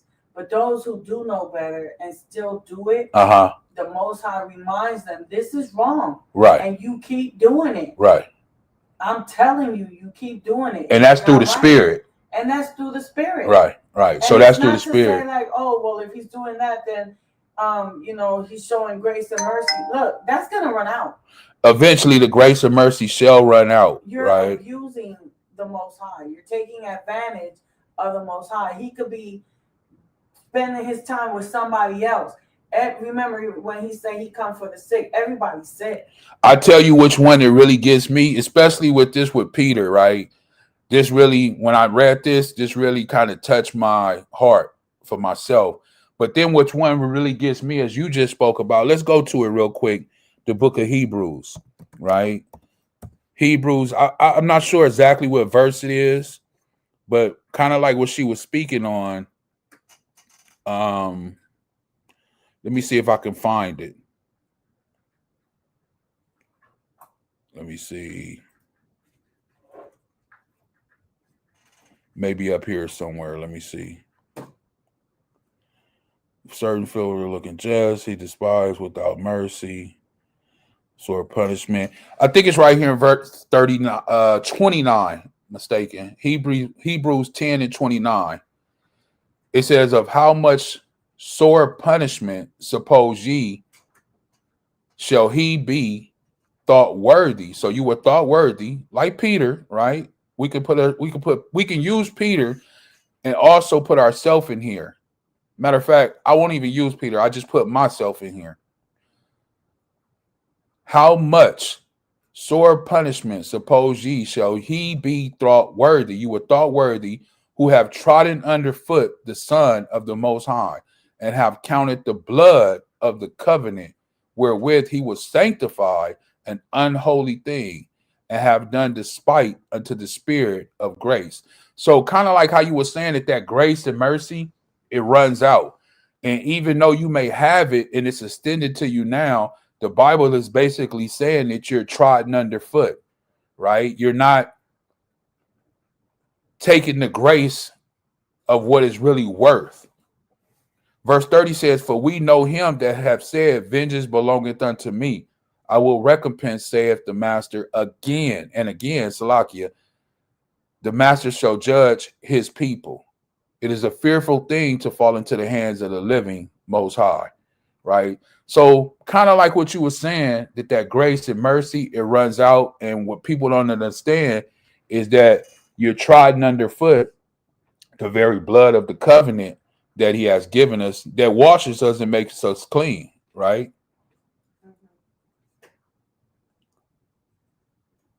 So yeah, I just wanted to show that. But I can only think like I say what Peter was thinking here when the cock crowed and he denied him 3. So we see, to show examples, right? And this is why I said this when I started, to shine a little light and insight, to show examples. We went to Jephthah, right? About a vow that he vowed for his daughter. We went to Isaiah, right? That he was a man of unclean lips, that he was a sinner because he was using and doing certain things or saying certain things out of his mouth that made him a sinner. We went to the book of Numbers with Miriam and Aaron speaking about who? Moses, and him marrying that Ethiopian woman. And it says the Most High heard it and it angered him. And basically he cast down judgment on who? Miriam, right? And Aaron and Miriam were considered what? Sinners. Now, would you think right here that Peter was considered a sinner by denying Hamashiach Yahawashi? Because when you deny Hamashiach Yahawashi, that's what they say is an antichrist, to deny him. So I'm just asking, hypothetically, we know that he was not an antichrist because he went on and preached the gospel later. But at this particular time, do you think that this was attributed and accounted to him as sin right here, even though it was prophesied? It was sin. It was sin? Okay. Only because he lied. Yeah, he lied. He definitely and that's a big And it sin. says every liar shall have their part in the lake of fire. Right. So yeah. So Peter said he lied to Yahawah's face. Right. And not only him, all the disciples. Well, yeah, but that's because all the disciples said they wouldn't deny him. And they did. And they did. Yeah. Especially when it was needed the most. Needed the most. But right. Yahawah knew that and he told them, y'all gonna do this. Right. Right. Right. And we know that Peter changed after all of this. We notice as we read, this is the book of Matthew, but as we get on later on, let me just pull at the show to the book of Acts, where Peter was willing, because I don't want to discredit Peter, right, for who he is, but as an individual, like all of us, there are growing spurts, growing stages. And Hamashiach Yahawashi knew that at that time in his faith that he wasn't strong enough to not deny him, to go to the death as he said he would, right? Those are fleshly things that he was saying. But when the time came and it presented itself, he wasn't really ready to take it to the death like he said he was, right? But as we see here later on in the scriptures, when we go a few chapters or a few books over in the book of Acts chapter 5, and I'll get straight to the meat of it. I'll just start at verse 29, and it says Acts 5:29. Then Peter and the other apostles answered and said, we ought to obey the Most High rather than man, right? And the reason why he's saying this, let me see if I can get this. I started 28 then, right? Because this is those other people or the other Jews really coming down on him, not wanting him to preach the gospel. This is why they're saying this in 28, saying, did not we strictly command you that ye should not teach in his name? Whose name? Hamashiach, Christ, right? And behold, ye have filled Jerusalem with your doctrine, and intended to bring this man's blood upon us. Whose blood? Hamashiach's blood. Then Peter and the other apostles answered and said, we ought to obey the Most High rather than man.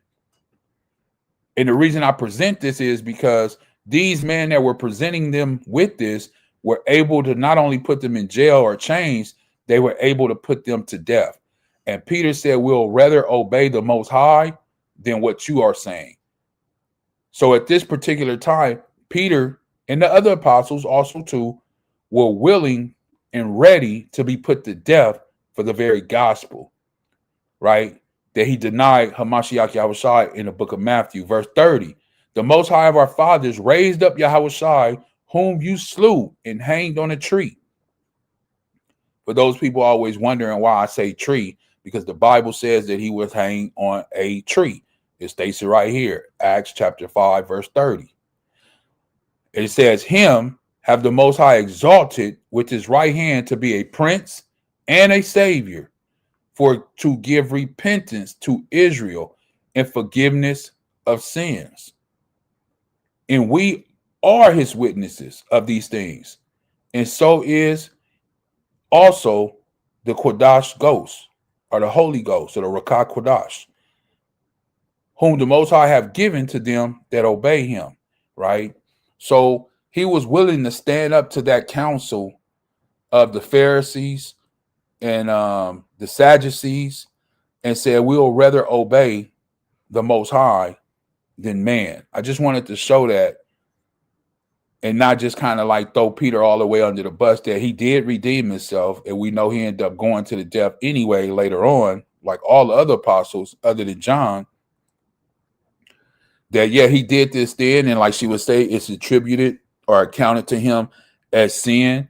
But, you know, within his works and the things that he did through grace, but his belief went to another level after Hamashiach Yahushua not only was put to death, but was raised, you know. And I believe later on in his ministry, later on in his life, he may not have denied Yahushua like this.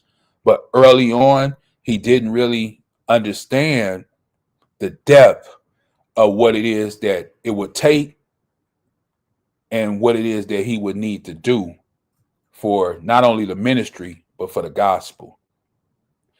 And, you know, that's very impactful for me because I've said things way in the beginning, not understanding and knowing the depth of things that it takes to not only walk with the Most High, but to be a follower of the Most High. Because those are two different things. And I always used to say, well, not always, but I said out of my mouth before, how could a person go against the Most High? Or how could a person fall away from the Most High?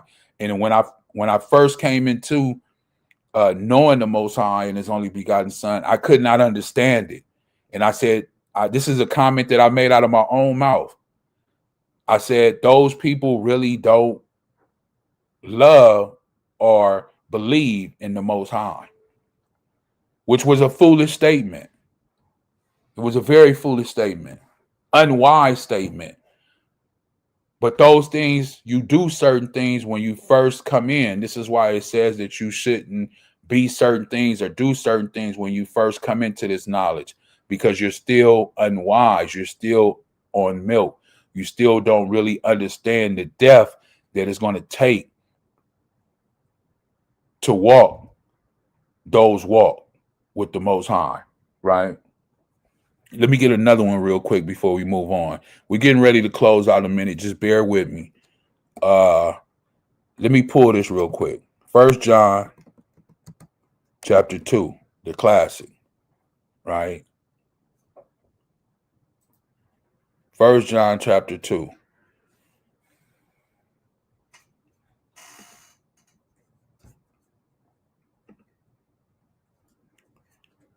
To what? I'm going to start at verse 2. And he is the propitiation of our sins, and not of ours only, but also the sins of the whole world. And hereby we do know that we know him, if we keep his commandments. He that saith, I know him, and keepeth not his commandment, is a liar, and the truth is not in him. See, the Bible makes it real clear for us as individuals, right? He is our what? It says in verse 2 that basically he is our sacrifice for our sins. And not ours only, but for the sins of the whole world, right? All of Israel. Then it goes into greater detail. Hereby we know that we know him if we keep his commandments. So this is how you know if somebody really knows the Father and Hamashiach Yahushua. Verse 4 says, he that saith, I know him, and keepeth not the commandments, is a liar, and the truth is not in him, right? So with that statement that we made earlier that I asked her, was Peter considered a sinner? You know, and she said, yeah, because he lied. And anytime you lie, you know, you considered a sinner. And the Bible says right here in 1 John chapter 2, verse 4, that the truth is not in him. So was the truth in Peter then as he was lying? Or did the truth come into Peter later? Well, with that, as she just said, and as we were just speaking about, I would say that the truth came into Peter later because he was willing to stand up and he wasn't willing to lie later, right? And we know the spirit of truth came on to Peter, which is who? The Comforter. And the Comforter hadn't came to them yet. This Holy Spirit or the Rakah Kodash had not come unto them yet. But it's very clear that he says, if you do not keep his commandments, that we are a liar. Verse 5, but whosoever keepeth his word, in him truly is the love of the Most High perfected. Hereby we know that we are in him. Verse 6, he that saith thou abideth in him, ought himself also to walk even as he walked. So we're commanded, as it says right here in verse 6, he that saith he abideth in him. Who is him? Hamashiach, the anointed one, Savior. It says, ought himself also so to walk even as he walked. So however Hamashiach, Yahawashi walked, that's how we should walk. If you abide in him, giving us what? A clear-cut way of life that we need and should live or have to live. Then it goes on into the commandments and things like that, right? I'm not going to read that. I'm going to jump down to verse 15. It says, love not the world, neither the things that are in the world. If any man love the world, the love of the Father is not in him. So we have to be very careful. As Peter said in Acts 5:29, we would rather obey who? The Most High than men. Anything that doesn't pertain or goes against the Most High, we don't hearken to, we don't listen to. These things that are in this world, we don't love. What does it mean to love? To be attached to. So it says, love not the world, the things that are in the world. If any man love the world, the love of the Father is not in him. For all that is in the world, the lust of the flesh and the lust of the eyes and the pride of life is not of the Father, but is of this world. When you have pride of life, you have, what is it called? Self-confidence. And do you know people go to classes? People read self-help books. They even listen to those audio things where they want to get confidence or build their self-confidence up. I bet they didn't know that self-confidence is actually sin. Let's click on this real quick. Because I don't want to just say this. Let me make sure that what I'm saying is biblically correct, right? The pride of life. Here it is. They have it broken up, but we'll just click on pride because that's where it basically stems from, right? Of life. As long as we can get the pride, we know what of life means to live. So we'll click on pride, and it's the Greek 212. Strong's G 212, Aladzanaya. Aladzanaya. So that's how you would say pride in Greek. Aladzanaya. Aladzanaya. That's how you would pronounce pride in Greek. We go down to the biblical usage, right? And it says empty. So if you have pride, you're really empty in the inside. All of those people walking around saying that they're very prideful and they're happy, they're lying. Truly, they're empty in the inside. It says braggart talk. And that's what it is. When you walk around saying how prideful you are, you're bragging. And this is what it says, braggart talk. Insolent or empty assurance. You have an empty assurance. Which trusts in its own power and resources and shamefully despise and violates the divine laws of human rights. And that's what pride is. That's exactly what pride is, that you have put your trust in your own power and your resources, meaning like, I'll do it. I can make it happen. All I have to do is go and do this, that, and it could happen. You're putting your own power in your own hands, so to say, and not putting it to the Most High, not giving honor to the Most High. Verse, well, not verse, but Salakia. The third one says, the impious and empty presumption was trust in the stability of earthly things. So you putting your trust in earthly things, which in earthly things, all things are false. Don't put your trust in earthly things, but people do, right? Let's go on Strong's definition. Basically, right here, this is what I was looking for. As you can see, it says self-confidence, boasting, pride. And in this world, it tells you, like I just told you, to have self-help books. They have audios. They have classes that people go to, and they pay people. What are they called? Motivational speakers.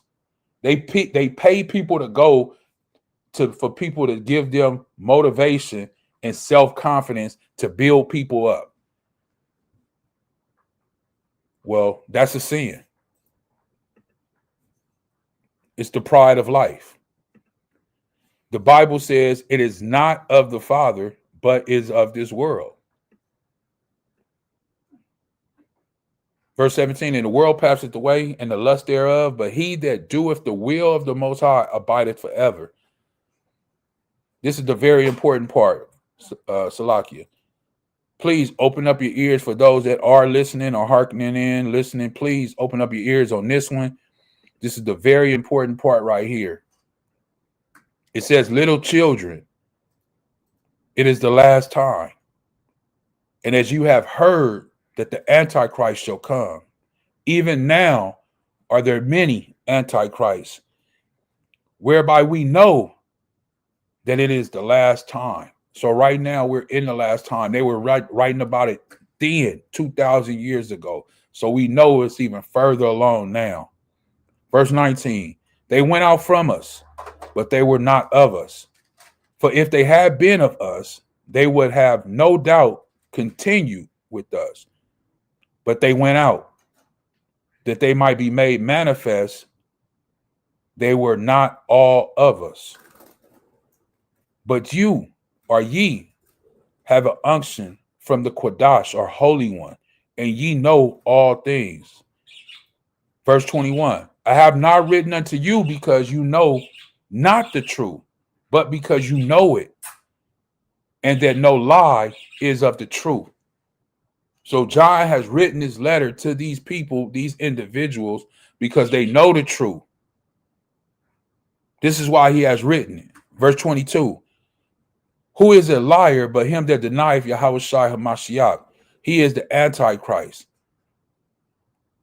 that denieth the Father and the Son. That's why I was saying about Peter when he denied Hamashiach, was he considered the Antichrist? Because it say, who is a liar than him, right? And we know that he lied right then and there.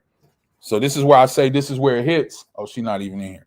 This is where it said that it hits 1 John 2:22, when we were speaking about when Peter, how he denied Hamashiach Yahushua in Matthew chapter 26, verse 74 and 75. Verse 23, whosoever denieth the Son, the same have not the Father.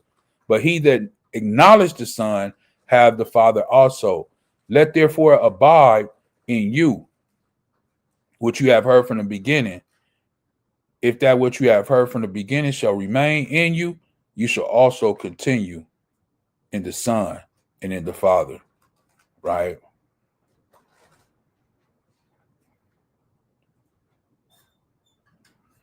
Let me get one more real quick. 1 John 3. Hold on.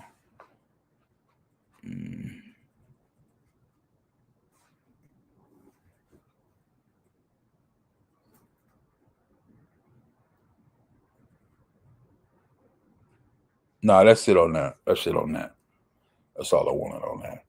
Let's move over to the book of Tobit. For those who don't know about the book of Tobit, it's in the 1611 King James Bible. I would encourage you to get you a 1611 King James Bible because it does have the 14 missing books which they took out of the King James later on in the 1800s. So if you can see it on the screen, this is the King James Bible, the 1611. Right? If you don't have you one, please email us. Let us know. If you can't afford one, we will help you. But they do have it online. As you can see, I'm using it right now. Just put 1611 King James Bible. And when you go to the books, These are the books that I'm telling you that they took out of the Bible, which is 2nd Ezra, Tobit, Judith, the Dishes of Esther, Wisdom of Solomon, and so forth, right? You can see them all right here. We're going to the book of Tobit, chapter 12, just to establish something, right? If you have not read it, totally understand. Please go back and read it from the beginning. But we will be reading from the book of Tobit, chapter 12, and I'll start at verse 10. You want to get that, or you want me to read it? It says, but they that sin are enemies to their own life. Good information. It's not like we don't know this, but do we understand it, right? Do we truly understand it? They that sin are enemies to their own life. Why? Because we are destroying our own livelihood. We're forfeiting our eternal life for things of this world. This is why we just read in 1 John 2, don't love this world, because you're forfeiting. To be an enemy means to do what? Enemies do what? When someone is your enemy, they're trying to do what? Destroy you. That's their whole purpose, to bring you down. But did you know that you are your own enemy? When you look at yourself in the mirror, that's who your enemy is. You, your own person. Verse 11, surely I will keep close nothing from you.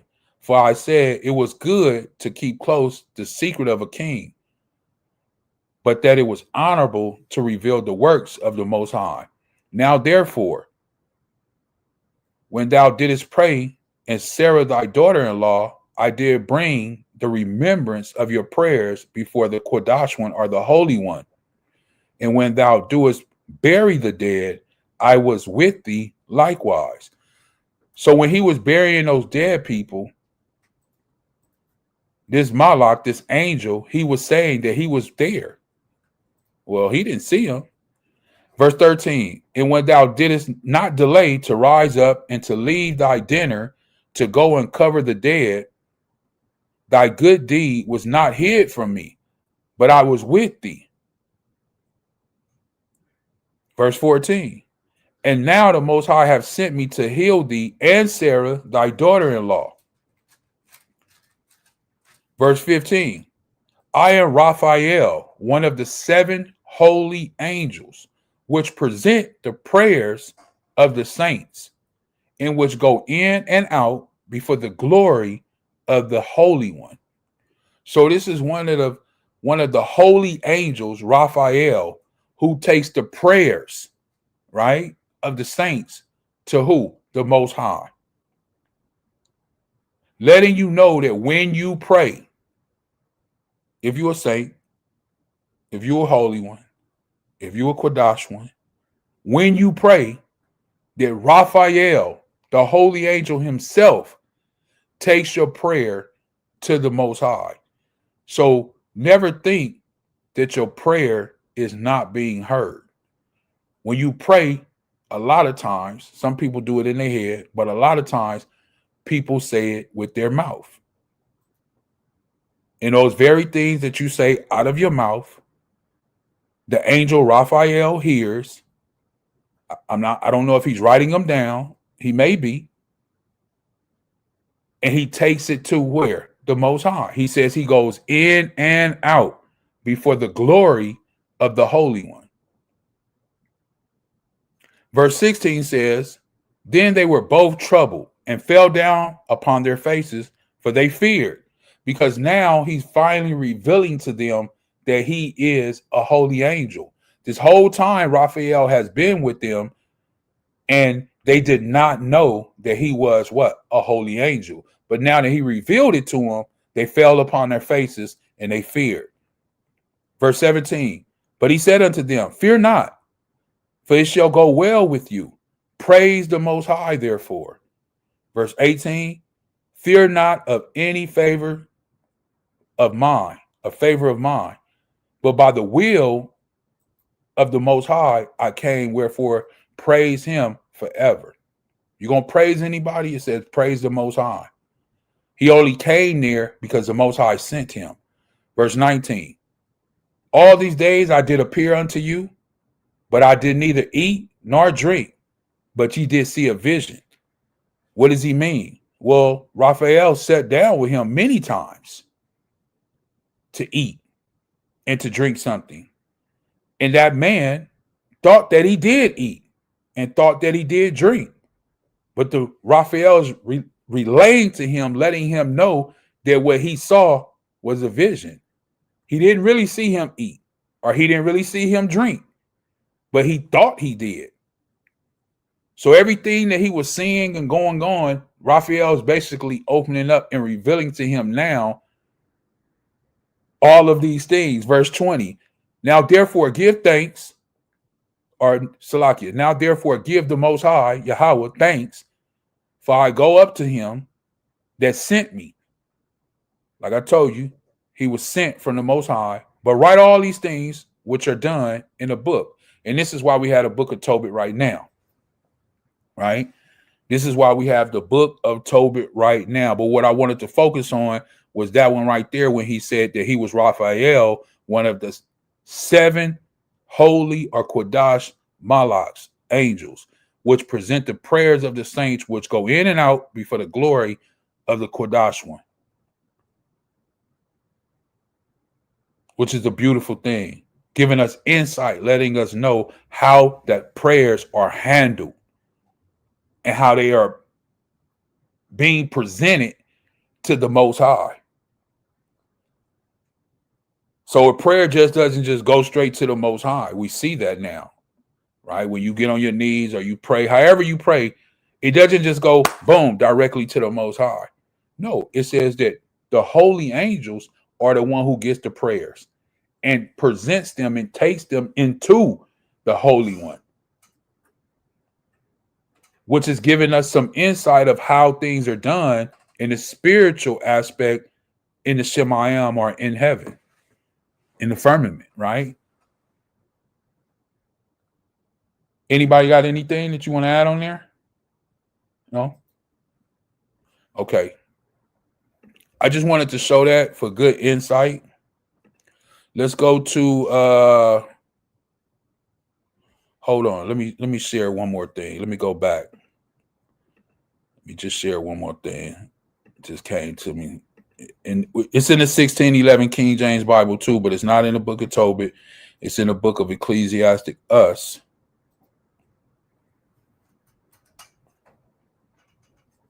Chapter, let me see.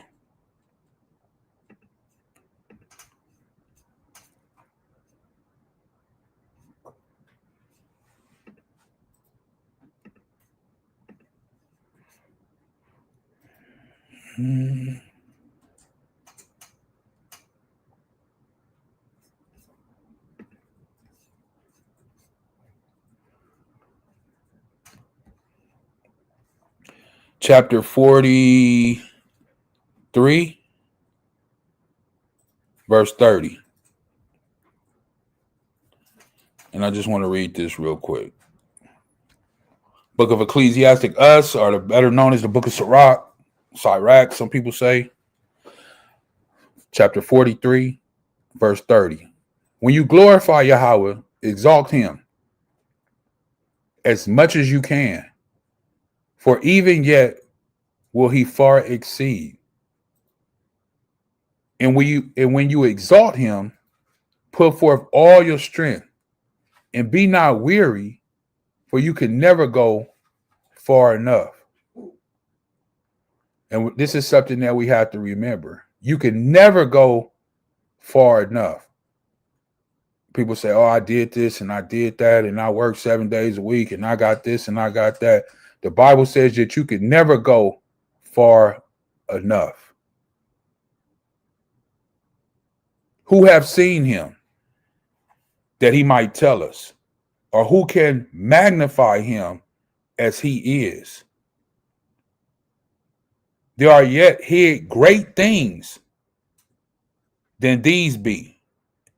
And this is what I was speaking about earlier, where,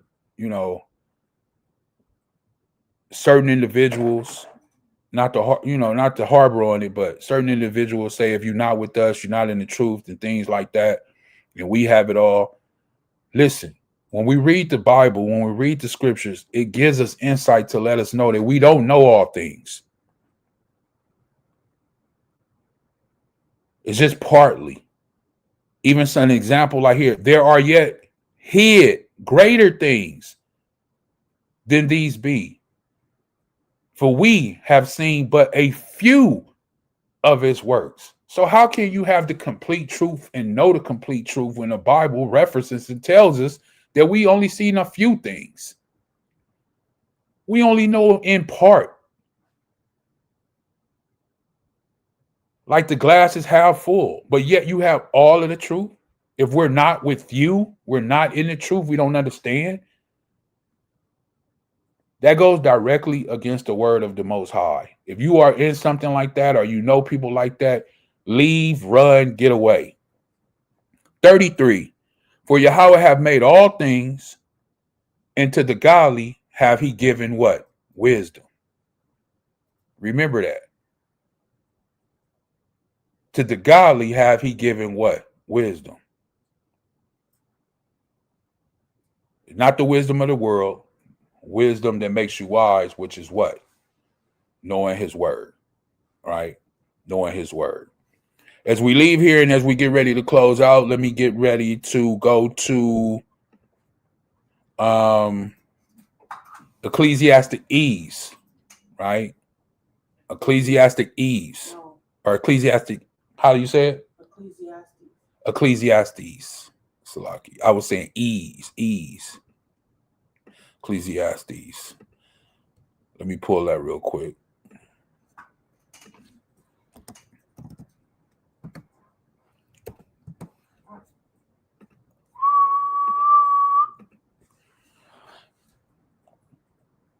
Ecclesiastes what? Chapter 5. 5.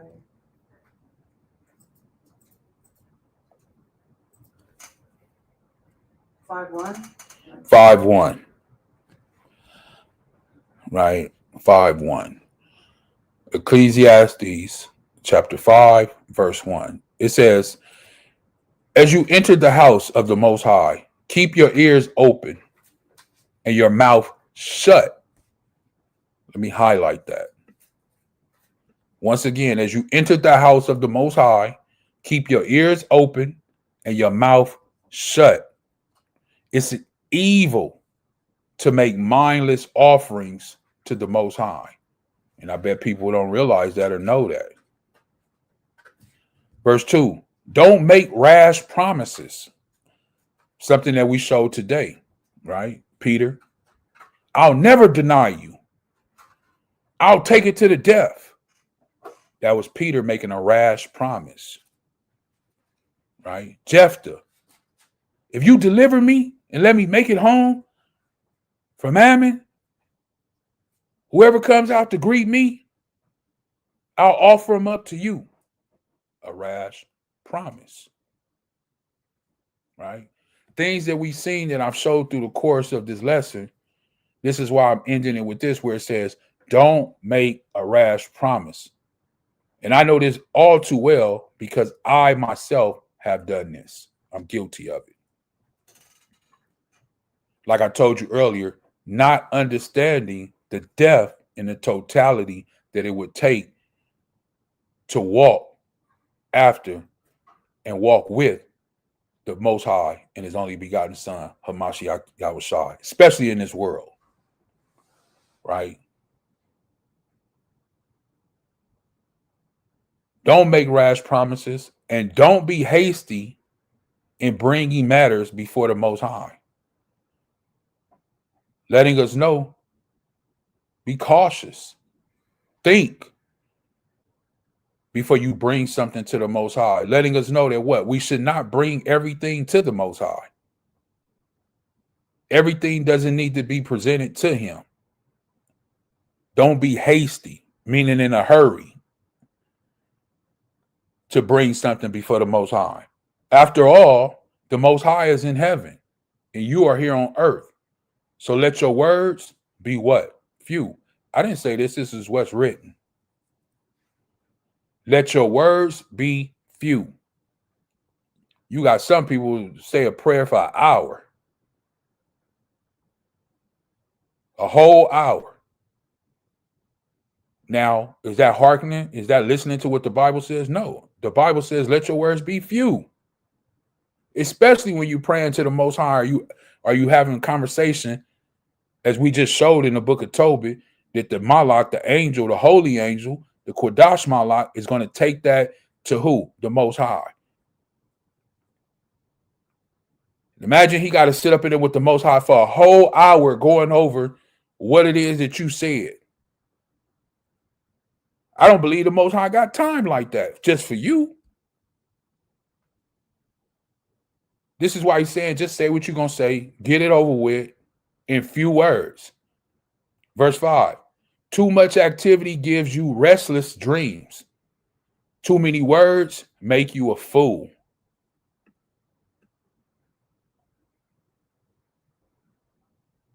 You ever had restless dreams before? Anybody ever had a restless dream? Too much activity. You don't have too much activity, it says, gives you restless dreams. Verse 4, when you make a promise to the Most High, don't delay in following through. For the Most High takes no pleasure in fools. Keep all promises you make to him. Goes back to earlier what I was stating about how when you say things in the weight that holds, the promise, the ripple effects that it may have. When you say things to people, you make promises to people. Same thing right here where it goes into good detail, great detail. What about the Most High? When you make a promise to him, says don't delay in following through. And people make those promises all the day, all the time, every day. If you just let me get this car, I promise. If I get this job, I'm gonna go to church I'm talking about a Christian. I'm gonna go to church every Sunday. If you let me pass this class, I'm telling you, I love you, Most High. If you let me pass this class, if you let me, so many things we say, if you let me. And he do it. You get it. You get the job, you get the car, you get the house. Whatever you praying for, you get it. And all that you said you was going to do after you get it, as soon as you got it, you forgot about it. How do I know? Because I've been there, done it. While you sitting up in that place and you praying to get that car, especially when you need it. But as soon as you get it and drive off the lot, oh boy. Right? Can't tell you nothing now. It said, don't delay in following through. The Most High takes no pleasures in food. Keep all promises you make to him. That's something that we need to put in remembrance, that we should have in remembrance. Not only for him, but for any time you make a promise, right? Verse 5, it is better to say nothing than to make a promise and not keep it. Very hard hitting. That's why sometimes now I don't even say nothing. Because I've made promises and didn't keep them. So I just don't say nothing. And then sometimes that could be worse because now you're not saying nothing. So a person or individual may not know what to think because now you don't even say nothing after you don't make the promise, which makes it even worse. Right? That's why I was telling you ahead of time before you do things like that. It's better for you don't even say nothing to make a promise and then later on, don't do it. Just keep your mouth closed.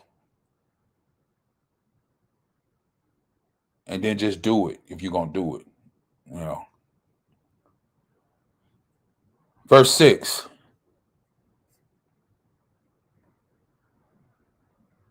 Don't let your mouth make you sin, which we seen that I showed you, not only with Peter, not only with Isaiah, but with Aaron, with Miriam, and all of the other ones, individuals that I've shown you, right?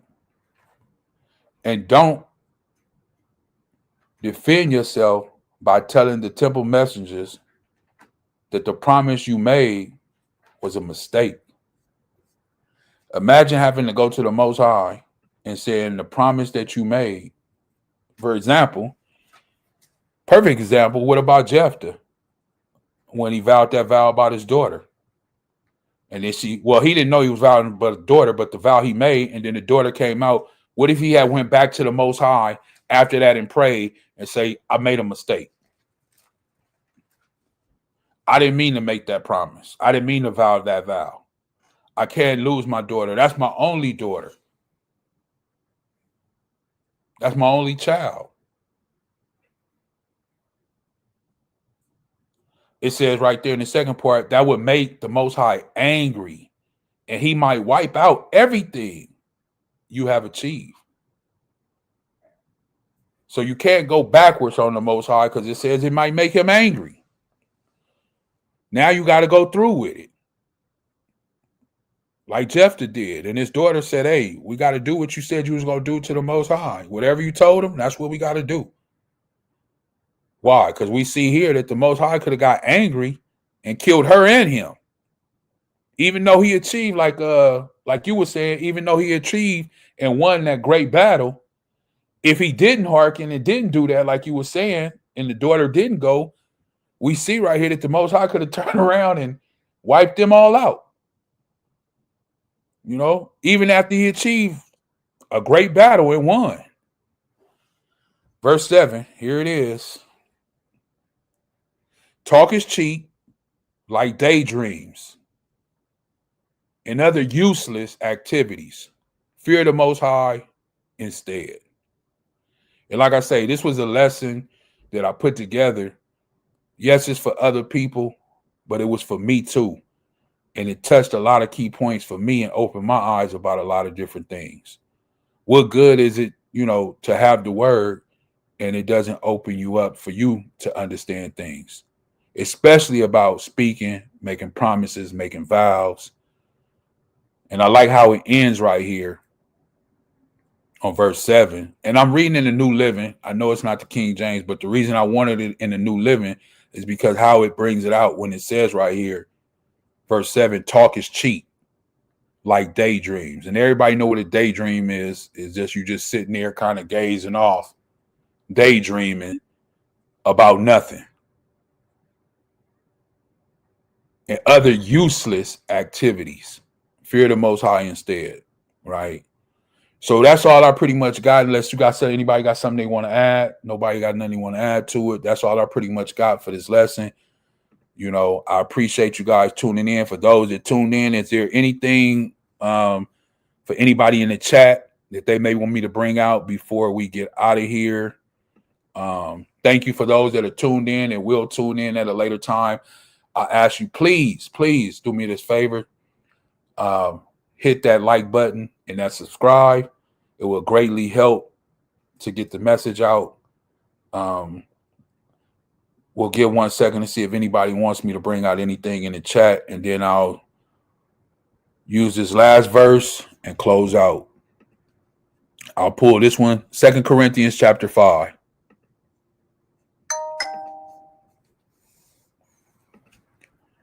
Second Corinthians chapter 5.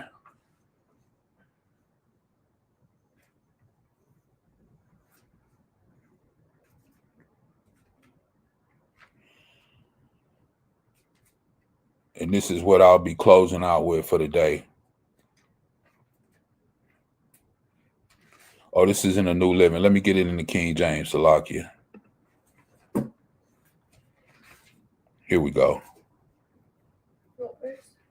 7. 2 Corinthians chapter 5, verse 7. And this is with my closeout. It says 2 Corinthians chapter 5, verse 7. For we walk by faith, not by sight.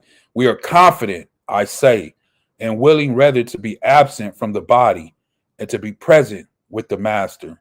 Wherefore we labor, that whether present or absent, we may be accepted of him. This is why we labor, that we may be what? Accepted of who? The Master, Hamashiach Yahushua. For we must all appear before the judgment seat of Hamashiach, that everyone may receive the things done in his body. We have to remember the reason we're being judged is because the things that we have done in what? This body. Because we have offended the Most High in everything that he has given us, the very word. According to that he have done, whether it be good or bad. Knowing therefore the terror of the Most High, we persuade. Paul says, knowing therefore the terror of the Most High Yahweh, that he sent in his only begotten son, Hamashiach Yahushua, to judge us. Paul is saying, for we persuade man, we are made manifest unto the Most High, and I trust also are made manifest in your conscience.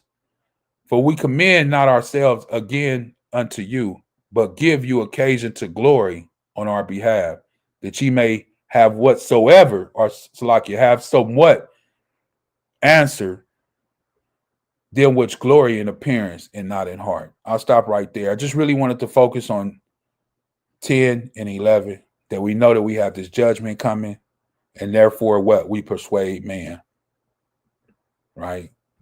So that's what I'll close out with. That's all I have for today. Once again, we give honor, glory, and praise to the Most High Yahweh on this beautiful Shabbat day. Thank you for tuning in. For those that tune in, once again, make sure you hit that like button, share, subscribe. And with that, we say Kwam Yasharallah and Shabbat Shalawam. One more time, Shabbat Shalawam. Shabbat Shalom. Khan.